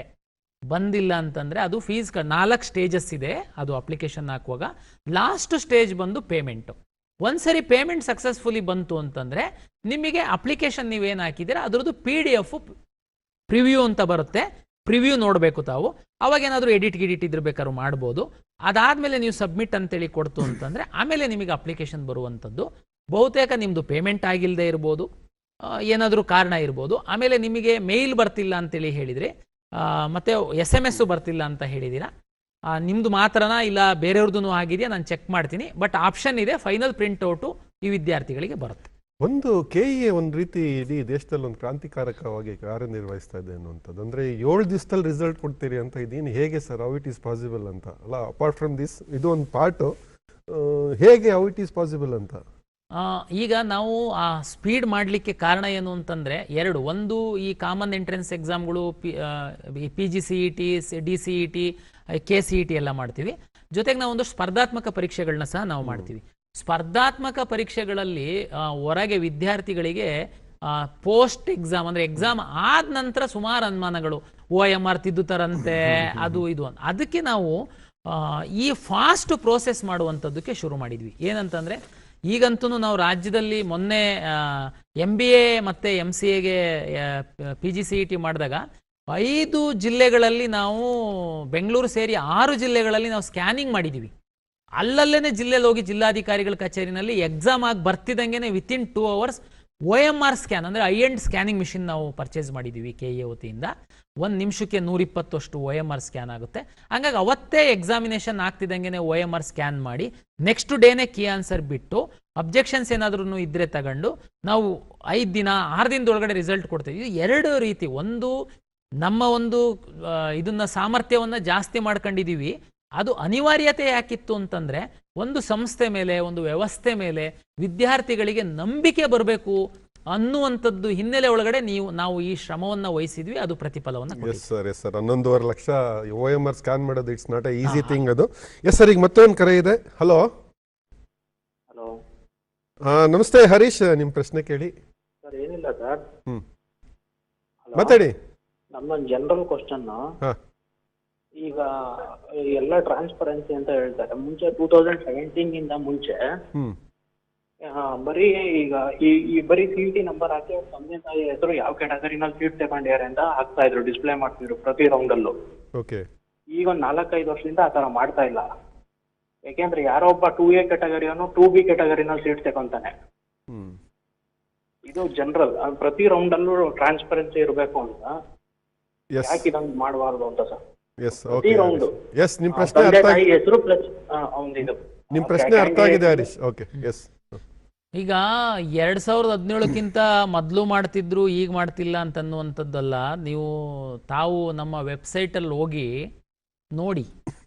ವಿಶೇಷವಾಗಿ ಮೆಡಿಕಲ್ಲು, ಡೆಂಟಲ್ಲು, ಆಯುಷ್ದೆಲ್ಲ PDF ಮೆಡಿಕಲ್ಲು 10,000 ಸೀಟನ್ನು ನೀವು 10,000 ವಿದ್ಯಾರ್ಥಿಗಳದ್ದು ನಾವು ಹಾಕಿದ್ದೀವಿ. ಕಾಲೇಜ್ ವೈಸು ರ್ಯಾಂಕು, ಅವನು ಕ್ಲೈಮ್ ಮಾಡಿರೋ ಕ್ಯಾಟಗರಿ, ಅವನಿಗೆ ಅಲಾಟ್ ಆಗಿರುವಂಥದ್ದು, ಅವನದು ಫೀಸು ಎಲ್ಲನೂ ಹಾಕಿದ್ದೀವಿ. ಇದಕ್ಕೇನೆ ಪಾರದರ್ಶಕತೆ ಅಂತ ನಾವು ಮಾತಾಡ್ತಾ ಇರುವಂಥದ್ದು. ಇಂಜಿನಿಯರಿಂಗ್ ಸೀಟ್ ಬಗ್ಗೆ ಹೇಳಿದ್ರಿ ನೀವು. ನೋಡಿ, 65,000 ಇಂಜಿನಿಯರಿಂಗ್ ಸೀಟ್ ಇದೆ, 25,000ಕ್ಕಿಂತ ಹೆಚ್ಚು ನರ್ಸಿಂಗ್ ಸೀಟ್ ಇದೆ. ನೀವು ಹೇಗೆ ನಾವು ಎಲ್ಲದನ್ನೂ ವೆಬ್ಸೈಟಲ್ಲಿ ಏನಾದರೂ PDF ಮಾಡಿ ಹಾಕೋಕ್ಕಾಗುತ್ತಾ? ಆಗಲ್ಲ. ಆಮೇಲೆ ಯಾವ ವಿದ್ಯಾರ್ಥಿಗಳು 2A ಹಾಕಿದ್ದಾರೆ, SC ಹಾಕಿದ್ದಾರೆ, ST ಹಾಕಿದ್ದಾರೆ, ಅದನ್ನು ನಾವು ಚೇಂಜ್ ಮಾಡೋದಕ್ಕಾಗಲ್ಲ. ಯಾಕೆಂದರೆ ಸಾಫ್ಟ್ವೇರ್ ಇದೆ. ಆಮೇಲೆ ಅದು ಅಷ್ಟಕ್ಕೇನೆ ನಿಲ್ಲಲ್ಲ. ಅದು ಅಲ್ಲಿ ನಮ್ಮಲ್ಲಿ ಅಡ್ಮಿಷನ್ ಆದಮೇಲೆ ಉದಾಹರಣೆಗೆ ಇಂಜಿನಿಯರಿಂಗ್ ಅಂತಂದರೆ VTUಗೆ ಹೋಗುತ್ತೆ. SC ST ಮಕ್ಕಳು, OBC ಮಕ್ಕಳು ಅಂತಂದರೆ ಸ್ಕಾಲರ್ಶಿಪ್ಪಿಗೆ ಆಯಾ ಡಿಪಾರ್ಟ್ಮೆಂಟಿಗೆ ಈಗ SSP ಪೋರ್ಟಲ್ಲಿಗೆ ಹೋಗುತ್ತೆ. ಎಲ್ಲ ಆನ್ಲೈನ್ ಆಗಿರುವಂಥದ್ದು. ಈಗ ಉದಾಹರಣೆಗೆ ನಾನು ಅವಾಗಲೇ ಅವರು ಪ್ರಶ್ನೆ ಕೇಳುವಾಗ ಹೇಳಿದರು, ಸರ್ SCದು RD ನಂಬರ್ನ ನೀವು ಹಾಕಿ ಅಂತ ಹೇಳ್ತಾ ಇದ್ದೀರಾ, ನಾವಿನ್ನು ಈಗ ಅಪ್ಲೈ ಮಾಡಿದ್ದೀವಿ ಅಂತ. ಹಂಗಾರೆ ಅವರು ಅದು ಹೇಳೋ ಅಗತ್ಯನೇ ಇರಲಿಲ್ಲ ಅಲ್ವಾ? ಅವ್ರೇನೋ ಒಂದು ನಂಬರ್ ಎಂಟ್ರಿ ಮಾಡ್ಬಿಡ್ಬೋದಾಗಿತ್ತಲ್ಲ SC ಅಂತ. ನೋ, ನೀವು ಆರ್ ಡಿ ನಂಬರ್ ಅಂತಂದರೆ ತಹಶೀಲ್ದಾರ್ ಆಫೀಸಲ್ಲಿ ಏನು ಆರ್ ಡಿ ನಂಬರ್ ಇಶ್ಯೂ ಮಾಡಿದ್ದಾರೆ, ನಮಗೆ ಮತ್ತೆ ಕಂದಾಯ ಇಲಾಖೆ ತಂತ್ರಾಂಶಕ್ಕೆ KE ತಂತ್ರಾಂಶಕ್ಕೆ ಇಂಟಿಗ್ರೇಷನ್ ಮಾಡಿದ್ದೀವಿ. ನೀವು ಅಲ್ಲಿ ತಹಶೀಲ್ದಾರ್ ಆಫೀಸಲ್ಲಿ ನಿಮಗೆ SCA ಸರ್ಟಿಫಿಕೇಟ್ ಇಶ್ಯೂ ಮಾಡಿದ ಮೇಲೆ ನೀವು ಅದು ಆರ್ ಡಿ ನಂಬರ್ ಹಾಕಿದರೆ ನಿಮಗೆ ಇಶ್ಯೂ ಮಾಡಿರೋದು ಸರ್ಟಿಫಿಕೇಟು ಜೆನ್ಯೂನ್ ಇದೆ ಅಂತ ನಮ್ಮಲ್ಲಿ ಡಿಸ್ಪ್ಲೇ ಆಗುತ್ತೆ. ಉದಾಹರಣೆಗೆ ತುಂಬ ಜನ ಆ SC ABCಗೆ ಹೋಗಿ ಅಪ್ಲೈ ಮಾಡ್ತಿದ್ದಂಗೆ ನಿಮಗೊಂದು ಅಕ್ನಾಲೆಜ್ಮೆಂಟ್ ಸಿಗುತ್ತೆ, ಅದರಲ್ಲೊಂದು ನಂಬರ್ ಇರುತ್ತೆ. ಬಂದು ಅದನ್ನ ಎಂಟ್ರಿ ಮಾಡಕ್ಕೆ ಹೋದ್ರೆ ಇನ್ವ್ಯಾಲಿಡ್ ಅಂತ ಬರ್ತಾ ಇದೆ ಅಂತ ಫೋನ್ ಮಾಡಿದ್ರು. ಹೌದು, ಯಾಕೆಂದ್ರೆ ನಿಮಗೆ ಇನ್ನೂ ಸರ್ಟಿಫಿಕೇಟ್ ಇಶ್ಯೂ ಆಗಿಲ್ಲ. ಹಾಗಾಗಿ ಏನೋ ನಂಬರ್ ಎಂಟ್ರಿ ಮಾಡಿ ನಾವು ಯಾವುದೋ ರಿಸರ್ವೇಶನ್ ತಗೊಂಡು ನಾವು ಸೀಟ್ ತಗೊಂತೀವಿ ಅನ್ನೋ ಕಾಲ ಹೋಯ್ತು ಈಗ. ಹಾಗಾಗಿ ಅಕಸ್ಮಾತ್ ನಿಮಗೆ ಜನರಲ್ ಪ್ರಶ್ನೆ ಅಂತ ಹೇಳಿದ್ರಿ, ನಿಮಗೆ ಯಾರೋ ಅಕ್ಕಪಕ್ಕದ ಮನೆಯವ್ರದ್ದು ಏನಾದ್ರು ಅನುಮಾನ ಬಂದಿತ್ತು ಅಂತಂದ್ರೆ ತಾವು ಬೇಕಾದ್ರೆ RTI ಇದೆ, ತಾವು ಕೇಳ್ಬೋದು, ಎಲ್ಲ ಮಾಹಿತಿ ಸಿಗುತ್ತೆ. ಹಂಗಾಗಿ ಅದಕ್ಕೆ ಪಾರದರ್ಶಕವಾಗಿ ನಾವು ಮಾಡ್ತೀವಿ. Yes sir. ಅಂದ್ರೆ ಇದೊಂದು ಜನಸಾಮಾನ್ಯರಲ್ಲಿ ಈ ತರ ತಪ್ಪು ಕಲ್ಪನೆ ಬೇಡ, ಬಹಳ ವ್ಯವಸ್ಥಿತವಾಗಿ, ತಾಂತ್ರಿಕವಾಗಿ, ಬಹಳ ಸಮರ್ಥವಾಗಿ, ಪರಿಣಾಮಕಾರಿಯಾಗಿ KA ಕಾರ್ಯನಿರ್ವಹಿಸ್ತಾ ಇದೆ ಅಂತ. ಈಗ ಹರೀಶ್ ಚಿತ್ರದುರ್ಗದಿಂದ ಕರೆ ಮಾಡಿದ್ದಾರೆ. ನಮಸ್ತೆ ಹರೀಶ್, ನಿಮ್ಮ ಪ್ರಶ್ನೆ ಕೇಳಿ. ಹಲೋ, ಮಾತಾಡಿ. Good evening sir. ಮಾತಾಡಿ, ನಿಮ್ಮ ಪ್ರಶ್ನೆಗೆ ಬನ್ನಿ. ಸರ್, ಈಗ KCET ಅಲ್ಲಿ ಈಗ ನಾವು ಪ್ರೀ ರೌಂಡ್ ಇಂದ ಹೋಲ್ಡ್ ಮಾಡಬೇಕು ಸೀಟ್ ಅಂದ್ರೆ ಕಾಲೇಜಲ್ಲಿ ಫೀಸ್ ಕಟ್ಟಬೇಕಾ ಸರ್? ಪ್ರೀ ರೌಂಡಿಗೆ ಹೋಲ್ಡ್ ಇಲ್ಲ, ಇಷ್ಟ ಇದ್ರೆ ಅಡ್ಮಿಷನ್ ಆಗೋದು. ಫಸ್ಟ್ ರೌಂಡಿಗೆ ಬರ್ತೀರಾ, ಫಸ್ಟ್ ರೌಂಡಲ್ಲಿ ಚಾಯ್ಸ್ 1 ಹಾಕಿದರೆ ಮಾತ್ರ ದುಡ್ಡು ಕಟ್ಟಿ ಕಾಲೇಜಿಗೆ ಹೋಗಬೇಕು. ಫಸ್ಟ್ ರೌಂಡಲ್ಲಿ 4 ಚಾಯ್ಸಸ್ ಇರುತ್ತೆ. ಚಾಯ್ಸ್ 2 ಹಾಕಿದರೆ ಹೋಲ್ಡ್ ಮಾಡಿ, ಆ ಸೀಟ್ ನಿಮಗೆ ಹೋಲ್ಡ್ ಆಗಿರುತ್ತೆ. ಸೆಕೆಂಡ್ ರೌಂಡಿಗೆ ಬರ್ತೀರಾ, ದುಡ್ಡು ಕಟ್ಟಾಗತ್ತೆ ಇಲ್ಲ. ಚಾಯ್ಸ್ 3 ಇರೋ ಕಾಲೇಜು ಇಷ್ಟ ಆಗಿಲ್ಲ, ಅದು ಡಿಲೀಟ್ ಆಗುತ್ತೆ.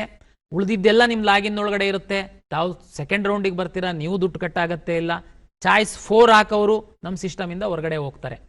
ಸೆಕೆಂಡ್ ರೌಂಡಿಗೆ ಬಂದಾದ್ಮೇಲೆ ಸೆಕೆಂಡ್ ರೌಂಡಲ್ಲಿ ಮಾತ್ರ ಅಲ್ಲಿ ಸಹ ನಾವು ಹಿಂದೇನಿತ್ತು, ಮೆಡಿಕಲ್ಲು, ಡೆಂಟಲ್ಲು, ಆಯುಷ್ ಅವರಿಗೆ ಕಂಪಲ್ಸರಿ ಅಡ್ಮಿಷನ್ ಆಗಬೇಕು ಅಂತ ಇತ್ತು. ಇಂಜಿನಿಯರಿಂಗ್ ಅವರು ಹೋಲ್ಡ್ ಮಾಡಿ ದುಡ್ಡು ಕಟ್ಟಿ ಬರಬೇಕು ಅಂತಿತ್ತು. ನಾವು ಈ ಸರಿ ಏನು ಮಾಡ್ತಾ ಇದ್ದೀವಿ, ಸೆಕೆಂಡ್ ರೌಂಡಲ್ಲಿ 99% ಇನ್ಕ್ಲೂಡಿಂಗ್ ನೀಟ್ ನಾವು ಮಾಡ್ತೀವಿ. ಯಾರಿಗೆ ಸಹ ನಾವು ಹೋಲ್ಡ್ ಮಾಡೋದಕ್ಕೆ ಅವಕಾಶ ಕೊಡಲ್ಲ. ಸರ್, ಯಾಕೆ ಸರ್ ಹೋಲ್ಡ್ ಮಾಡೋದಕ್ಕೆ ಅವಕಾಶ ಕೊಡಲಿಲ್ಲ ಅಂದರೆ ಅದು ನಮಗೆ ತೊಂದರೆ ಆಗುತ್ತೆ, ಮತ್ತು ನಾವು ಥರ್ಡ್ ರೌಂಡಲ್ಲಿ ಇನ್ನೂ ಒಳ್ಳೆಯ ಸೀಟ್ ಏನಾದರೂ ನಮಗೆ ಸಿಕ್ಬೋದು, ಯಾರಾದರೂ ಬಿಟ್ಟು ಹೋಗ್ತಾರೆ ಬೇರೆ ರಾಜ್ಯದವರು, ಅಥವಾ ಆಲ್ ಇಂಡಿಯಾಕ್ಕೆ ಬಿಟ್ಟು ಹೋಗ್ತಾರೆ. ಅದೇ ಹೇಳ್ತಾ ಇರೋದು. ಹಿಂದೇನಿತ್ತು, ಸೆಕೆಂಡ್ ರೌಂಡಲ್ಲಿ ಅಡ್ಮಿಷನ್ ಆಗಬೇಕು, ಥರ್ಡ್ ರೌಂಡಲ್ಲಿ ನೀವು ಅಪ್ಗ್ರೇಡೇಷನಿಗೆ ಬರಂಗಿರಲಿಲ್ಲ. ನೀವು ಯಾವ ಸಿಕ್ಕಿದೆ ಮೆಡಿಕಲ್, ಡೆಂಟಲ್, ಆಯುಷ್ ಅವ್ರು ಅಲ್ಲೇ ಇರಬೇಕು. ನೀವು ನಿಮ್ಗಿಂತ ಯಾವ ಒಳ್ಳೆ ಕಾಲೇಜಲ್ಲಿ ಸೀಟ್ ಬಂದರೂ ನಿಮ್ಗಿಂತ ಕೆಳಗಿನ ರ್ಯಾಂಕ್ ಅವರಿಗೆ ಸೀಟ್ ಸಿಕ್ತಿತ್ತದು. ನಮ್ಮದು ರೂಲು, ಸಾಫ್ಟ್ವೇರು, ಇದೆಲ್ಲ ಕಾರಣಕ್ಕೆ. ಈ ಸರಿ ನಾವೇನು ಮಾಡ್ತಾ ಇದ್ದೀವಿ, ನೀವು ಥರ್ಡ್ ರೌಂಡಲ್ಲಿ ಇಂಜಿನಿಯರಿಂಗು ಅಡ್ಮಿಷನ್ ಆಗಿರ್ತೀರಾ, ಯಾವುದೋ ಒಂದು ಟಾಪ್ ಕಾಲೇಜಲ್ಲಿ ಇಂಜಿನಿಯರಿಂಗ್ ಸೀಟ್ ಖಾಲಿ ಆಯಿತು. ವೆಟರ್ನರಿ ಯಾವ ಬೀದರ್ ಕಾಲೇಜಲ್ಲಿ ಅಡ್ಮಿಷನ್ ಆಗಿರ್ತೀರಾ, ನಿಮಗೆ ಬೆಂಗಳೂರು ಕಾಲೇಜಲ್ಲಿ ಒಂದು ಸೀಟ್ ಖಾಲಿ ಆಯಿತು. ನಿಮ್ಮ ಲೆಕ್ಕದ ಪ್ರಕಾರ ಜಸ್ಟು ಅದು ಸೀಟ್ ನಿಮಗೆ ಸಿಗೋ ಸಾಧ್ಯತೆ ಇದೆ ಥರ್ಡ್ ರೌಂಡಲ್ಲಿ. ಎಲ್ಲರೂ ಥರ್ಡ್ ರೌಂಡಲ್ಲಿ ಅಪ್ಗ್ರೇಡೇಷನಿಗೆ ಬರ್ಬೋದು. ನಾವು third round seat matrix publish ಮಾಡ್ತೀವಿ. ನಿಮ್ಮ ಕ್ಯಾಲ್ಕುಲೇಷನ್ ಪ್ರಕಾರ ಅದು ಸೀಟು ನಿಮಗೆ ಸಿಗೋ ಸಾಧ್ಯತೆ ಇದೆ. ನೀವು ಯಾವುದೋ ಒಂದು ಕಾಲೇಜಲ್ಲಿ ಹೋಗಿ ಅಡ್ಮಿಷನ್ ಆಗಿದ್ದೀರಾ, ನೀವು ಸಹ ಅಪ್ಗ್ರೇಡೇಷನಿಗೆ ಬರ್ಬೋದು. ಸರ್ ಹೆಂಗೆ ಸರ್, ಆ ಕಾಲೇಜಲ್ಲಿ ಫೀಸ್ ಕಟ್ಟಿರ್ತೀವಿ, ನೀವು ಇಲ್ಲಿ ನಾನು ಅಪ್ಗ್ರೇಡೇಷನಿಗೆ ಬರ್ತೀನಿ, ಬೇರೆ ಕಾಲೇಜಲ್ಲಿ ಸೀಟ್ ಸಿಕ್ಬಿಡುತ್ತೆ. ನೋಡಿ, ಕಾಲೇಜ್ ಫೀಸು ನಮಗೆ ಕಟ್ತೀರಾ KEಗೆ, ನಾವು ಕಾಲೇಜಿಗೆ ಕೊಟ್ಟಿರಲ್ಲ. ನಮ್ಮ ಜವಾಬ್ದಾರಿ ಅದು. ನೀನು ಈ ಕಾಲೇಜಿಗೆ ಹೋದರೆ, ಈ ಕಾಲೇಜಿಂದ ಬಿಟ್ಟು ಬೇರೆ ಕಾಲೇಜಿಗೆ ಹೋದರೆ ಆ ಕಾಲೇಜಿಗೆ ಕಳಿಸ್ಕೊಡೋ ಜವಾಬ್ದಾರಿ ನಮ್ಮದು. ನೀವೇನು ಚಿಂತೆ ಮಾಡಬೇಡಿ. ಕಾಲೇಜಲ್ಲಿ ಅಡ್ಮಿಷನ್ ಆದಾಗ ಏನೋ ಚೋಟ ಮೋಟ ಫೀಸ್ ಕಟ್ಸ್ಕೊಂಡಿರ್ತಾರೆ ಸರ್, ಕಾಲೇಜವ್ರು ಕೊಡ್ತಾರಾ? ಅದು ಕಾಲೇಜವ್ರು ಕೊಡ್ತೀವಿ ಅಂತ ಹೇಳಿದ್ದೀನಿ ಸರ್. ಹಂಗಾಗಿ ಏನು ಚಿಂತೆ ಮಾಡೋ ಅಗತ್ಯ ಇಲ್ಲ. ನಿಮಗೆ ಅಪ್ಗ್ರೇಡೇಷನಿಗೆ ಅವಕಾಶ ನಾವು ಕೊಡ್ತೀವಿ. ಇದು ಮಾಕ್ ಅಲಾಟ್ಮೆಂಟ್ ಎಲ್ಲ ಯಾವಾಗ, ಅಂದ್ರೆ ಅದಕ್ಕೇನಾದ್ರು ಈ ಬಾರಿ ಏನಾದ್ರು ವಿಶೇಷವಾಗಿ ಏನಾದ್ರು? ಅಲ್ಲ, ವಿಶೇಷ ಅಂತಂದ್ರೆ ಈಗ ಸುಮಾರು ಪೇರೆಂಟ್ಸು ಸರ್ ನನಗೆ ಅಗ್ರಿ ಸಿಗುತ್ತಾ, ವೆಟರ್ನರಿ ಸಿಗುತ್ತಾ, ಗೊಂದಲ ಇದೆ ಸರ್, ಕ್ಲಾರಿಟಿ ಇಲ್ಲ, ಅದಕ್ಕೋಸ್ಕರ ಕಳೆದ ವರ್ಷದ ರ್ಯಾಂಕ್ ನೋಡ್ಕೊಳ್ಳಿ ಅಂತಂದ್ವಿ. ಸರ್ ಕಳೆದ ವರ್ಷದ ರ್ಯಾಂಕ್ ಥರನೇ ಈ ವರ್ಷನೇ ನೋಡಿ. ಅದಕ್ಕೆ ನೀವು ಕೇಳಿದ ಪ್ರಶ್ನೆ ಒಳ್ಳೇದು. ಮಾಕ್ ಅಲಾಟ್ಮೆಂಟ್ ಅನ್ನುವಂಥ ಒಂದು ವ್ಯವಸ್ಥೆ ನಮ್ಮಲ್ಲಿದೆ. ಉದಾಹರಣೆಗೆ ನಾನು ಆಪ್ಷನ್ ಎಂಟ್ರಿ ಒಂದು ಕಟ್ ಆಫ್ ಡೇಟ್ ಆದಮೇಲೆ ನಾನು ರಿಸಲ್ಟನ್ನು ರನ್ ಮಾಡಿ ಒಂದು 4 ದಿನದಲ್ಲಿ ನಿಮಗೆ ಫಸ್ಟ್ ಮಾಕ್ ರಿಸಲ್ಟ್ ಅಂತ ಕೊಡ್ತೀವಿ. ಏನು ಸರ್ ಅದು ಮಾಕ್ ರಿಸಲ್ಟಲ್ಲಿ ನನಗೆ ಸಿಕ್ಕಿತ್ತು ಕಾಲೇಜು, ಅದು ಕನ್ಫರ್ಮಾ ಸರ್? ನನಗೆ ಕನ್ಫರ್ಮ್ ಅಲ್ಲ. ಮಾಕ್ ರಿಸಲ್ಟ್ ಅಂತಂದರೆ ನೀವು ಏನು ಆಪ್ಷನ್ ಎಂಟ್ರಿ ಮಾಡಿದ್ದೀರಾ, ನಿಮಗೆ ಯಾವ ಸೀಟ್ ಅಲಾಟ್ ಆಗ್ತಾ ಇದೆ. ಮಾಕ್ ರಿಸಲ್ಟಿಗೆ ಒಂದು ಕಟ್ ಆಫು ಹಾಕ್ತೀವಿ ನಾವು. ಅವಾಗ ಉದಾಹರಣೆಗೆ ನೀವು ಯಾವುದೋ ಒಂದು ಕಾಲೇಜ್ ಮಿಸ್ ಮಾಡಿರ್ತೀರಾ, ಅಲ್ಲಿ ನಿಮ್ಗಿಂತ ಕಡಿಮೆ ರ್ಯಾಂಕ್ ಅವರಿಗೆ ಸಿಕ್ಕಿರುತ್ತೆ ಸೀಟು. ಒಂದು ವೇಳೆ ನೀವು ಹಾಕಿದರೆ ಸಿಕ್ತಿತ್ತು, ಅವಾಗ ನೀವು ಮಾಕ್ ರಿಸಲ್ಟ್ ಆದಮೇಲೆ ನೀವು ಮೇಲೆ ಕೆಳಗೆ ಮಾಡೋದಕ್ಕೆ, ಹೊಸದನ್ನ ಹಾಕೋದಕ್ಕೆ, ಡಿಲೀಟ್ ಮಾಡೋದಕ್ಕೆ ಅವಕಾಶವನ್ನು ನಾವು ಮಾಡಿಕೊಡ್ತೀವಿ. ಇದು ಒಂಥರ ಮಾಕ್, ನಿಮಗೊಂದು ಐಡಿಯಾ ಬರುತ್ತೆ, ತುಂಬ ಕ್ಲಾರಿಟಿ ಬರುತ್ತೆ ನಿಮಗೆ. ಅದಾದಮೇಲೆ ನಾವು ಫಸ್ಟ್ ರಿಸಲ್ಟನ್ನು ಪಬ್ಲಿಷ್ ಮಾಡುವಂಥದ್ದು. ಹಾಗಾಗಿ ಮಾಕ್ ರಿಸಲ್ಟ್ ಆದಮೇಲೆ ಸಹ ನೀವು ಮೇಲೆ ಕೆಳಗೆ ಮಾಡೋದಕ್ಕೆ ಅವಕಾಶಗಳಿರುತ್ತೆ. ಇದು ಒಂದು ಒಳ್ಳೆ ವ್ಯವಸ್ಥೆ. ಸೊ ಇದನ್ನ ಪರಿಪಾಲನೆ ಮಾಡಿದ್ರೆ ಇದಾಗತ್ತೆ ಅಂತ. ಸರ್, ಈಗ ಭಾಳಷ್ಟು ಜನಕ್ಕೆ ಗೊಂದಲಗಳು, ವಿದ್ಯಾರ್ಥಿಗಳಿಗೆ ಮತ್ತು ಪೋಷಕರಿಗೆ ಗೊಂದಲಗಳಿರುವಂಥದ್ದು ಸಹಜ. ಈಗ ಕೊನೆಯದಾಗಿ ಅವ್ರಿಗೆ ಏನು ಹೇಳ್ತೀರಾ? KE ಏನು ಅವರಿಂದ ನಿರೀಕ್ಷೆ ಮಾಡುತ್ತೆ ವಿದ್ಯಾರ್ಥಿಗಳು ಮತ್ತು ಪೋಷಕರಿಂದ ಅಂತ ಕೊನೆಯ ಮಾತು? ಕೊನೆಯ ಮಾತಾಗಿ ನಾನು ಹೇಳುವಂಥದ್ದು, ನಾವು KE ಮುಖಾಂತರ ಅಲಾಟ್ ಮಾಡ್ತೀವಿ. ನಂದು 1 ಲಕ್ಷಕ್ಕಿಂತ ಜಾಸ್ತಿ ಇದೆ, ಆದರೆ ಒಂದು ಬಡ ಕುಟುಂಬ ಇದೆ, ನನ್ನ ಮಗಂಗೆ ಇಂಜಿನಿಯರಿಂಗ್ ಮಾಡೋ ಆಸೆ ಇತ್ತು, 1 ಲಕ್ಷಕ್ಕಿಂತ ಜಾಸ್ತಿ ಇದಿತ್ತೆ, ಸಿಗಲ್ಲ. ನೋಡಿ, ಕಳೆದ ವರ್ಷ 15,900 ಸೀಟ್ ಉಳ್ಕೊಂಡಿದೆ. ನೀವು 1 ಲಕ್ಷ ಇರಲಿ, 1.5 ಲಕ್ಷ ಇರಲಿ, 2 ಲಕ್ಷ ಇರಲಿ, ನೀವು ನಿರಾಶೆ ಆಗೋದು ಬೇಡ. ಕೆಲವರು ಇರ್ತಾರೆ, ನಮ್ಮ ಹತ್ರ ತುಂಬ ದುಡ್ಡಿದೆ, ಸುಮ್ಮನೆ ಒಂದು ಡಿಗ್ರಿ ಮಾಡಿಸ್ತೀವಿ ಅಂತನ್ನೋರು, ಸುಮ್ಮನೆ ಒಂದು ಡಿಗ್ರಿ ಮಾಡಿಸ್ತೀವಿ ನಾವು, ನಮಗೇನು ಇದು ನೌಕರಿ ಬೇಕಾಗಿಲ್ಲ ಅನ್ನೋರು, ನೀವು ಮ್ಯಾನೇಜ್ಮೆಂಟಲ್ಲಿ ಹೋಗಿ ಅಡ್ಮಿಷನ್ ಆಗಿ ಯಾವ ಬ್ರ್ಯಾಂಚ್ ಬೇಕಾದರೂ ಮಾಡ್ಕೊಳ್ಳಿ, ನಂದು ವಿರೋಧ ಇಲ್ಲ. ಯಾರು ಒಂದು ಮಗು ನಾನು ಓದಿ ನನ್ನ ಕುಟುಂಬವನ್ನೇ ನಾನು ಸಾಕಬೇಕು ನಾನು ಅಂತನ್ನುವಂಥ ಮನಸ್ಥಿತಿ ಇದ್ದರೆ, ನೀವು ಇಂಜಿನಿಯರಿಂಗಲ್ಲಿ ಎಲ್ಲ ಹೋಗ್ತಾ ಇದ್ದಾರೆ ಅಂತ ಯಾವುದೋ ಒಂದು ಬ್ರ್ಯಾಂಚಿಗೆ ಹೋಗೋದಕ್ಕಿಂತ ನಾಳೆ ಯಾವುದರಲ್ಲಿ ನೌಕರಿ ಸಿಗುತ್ತೆ.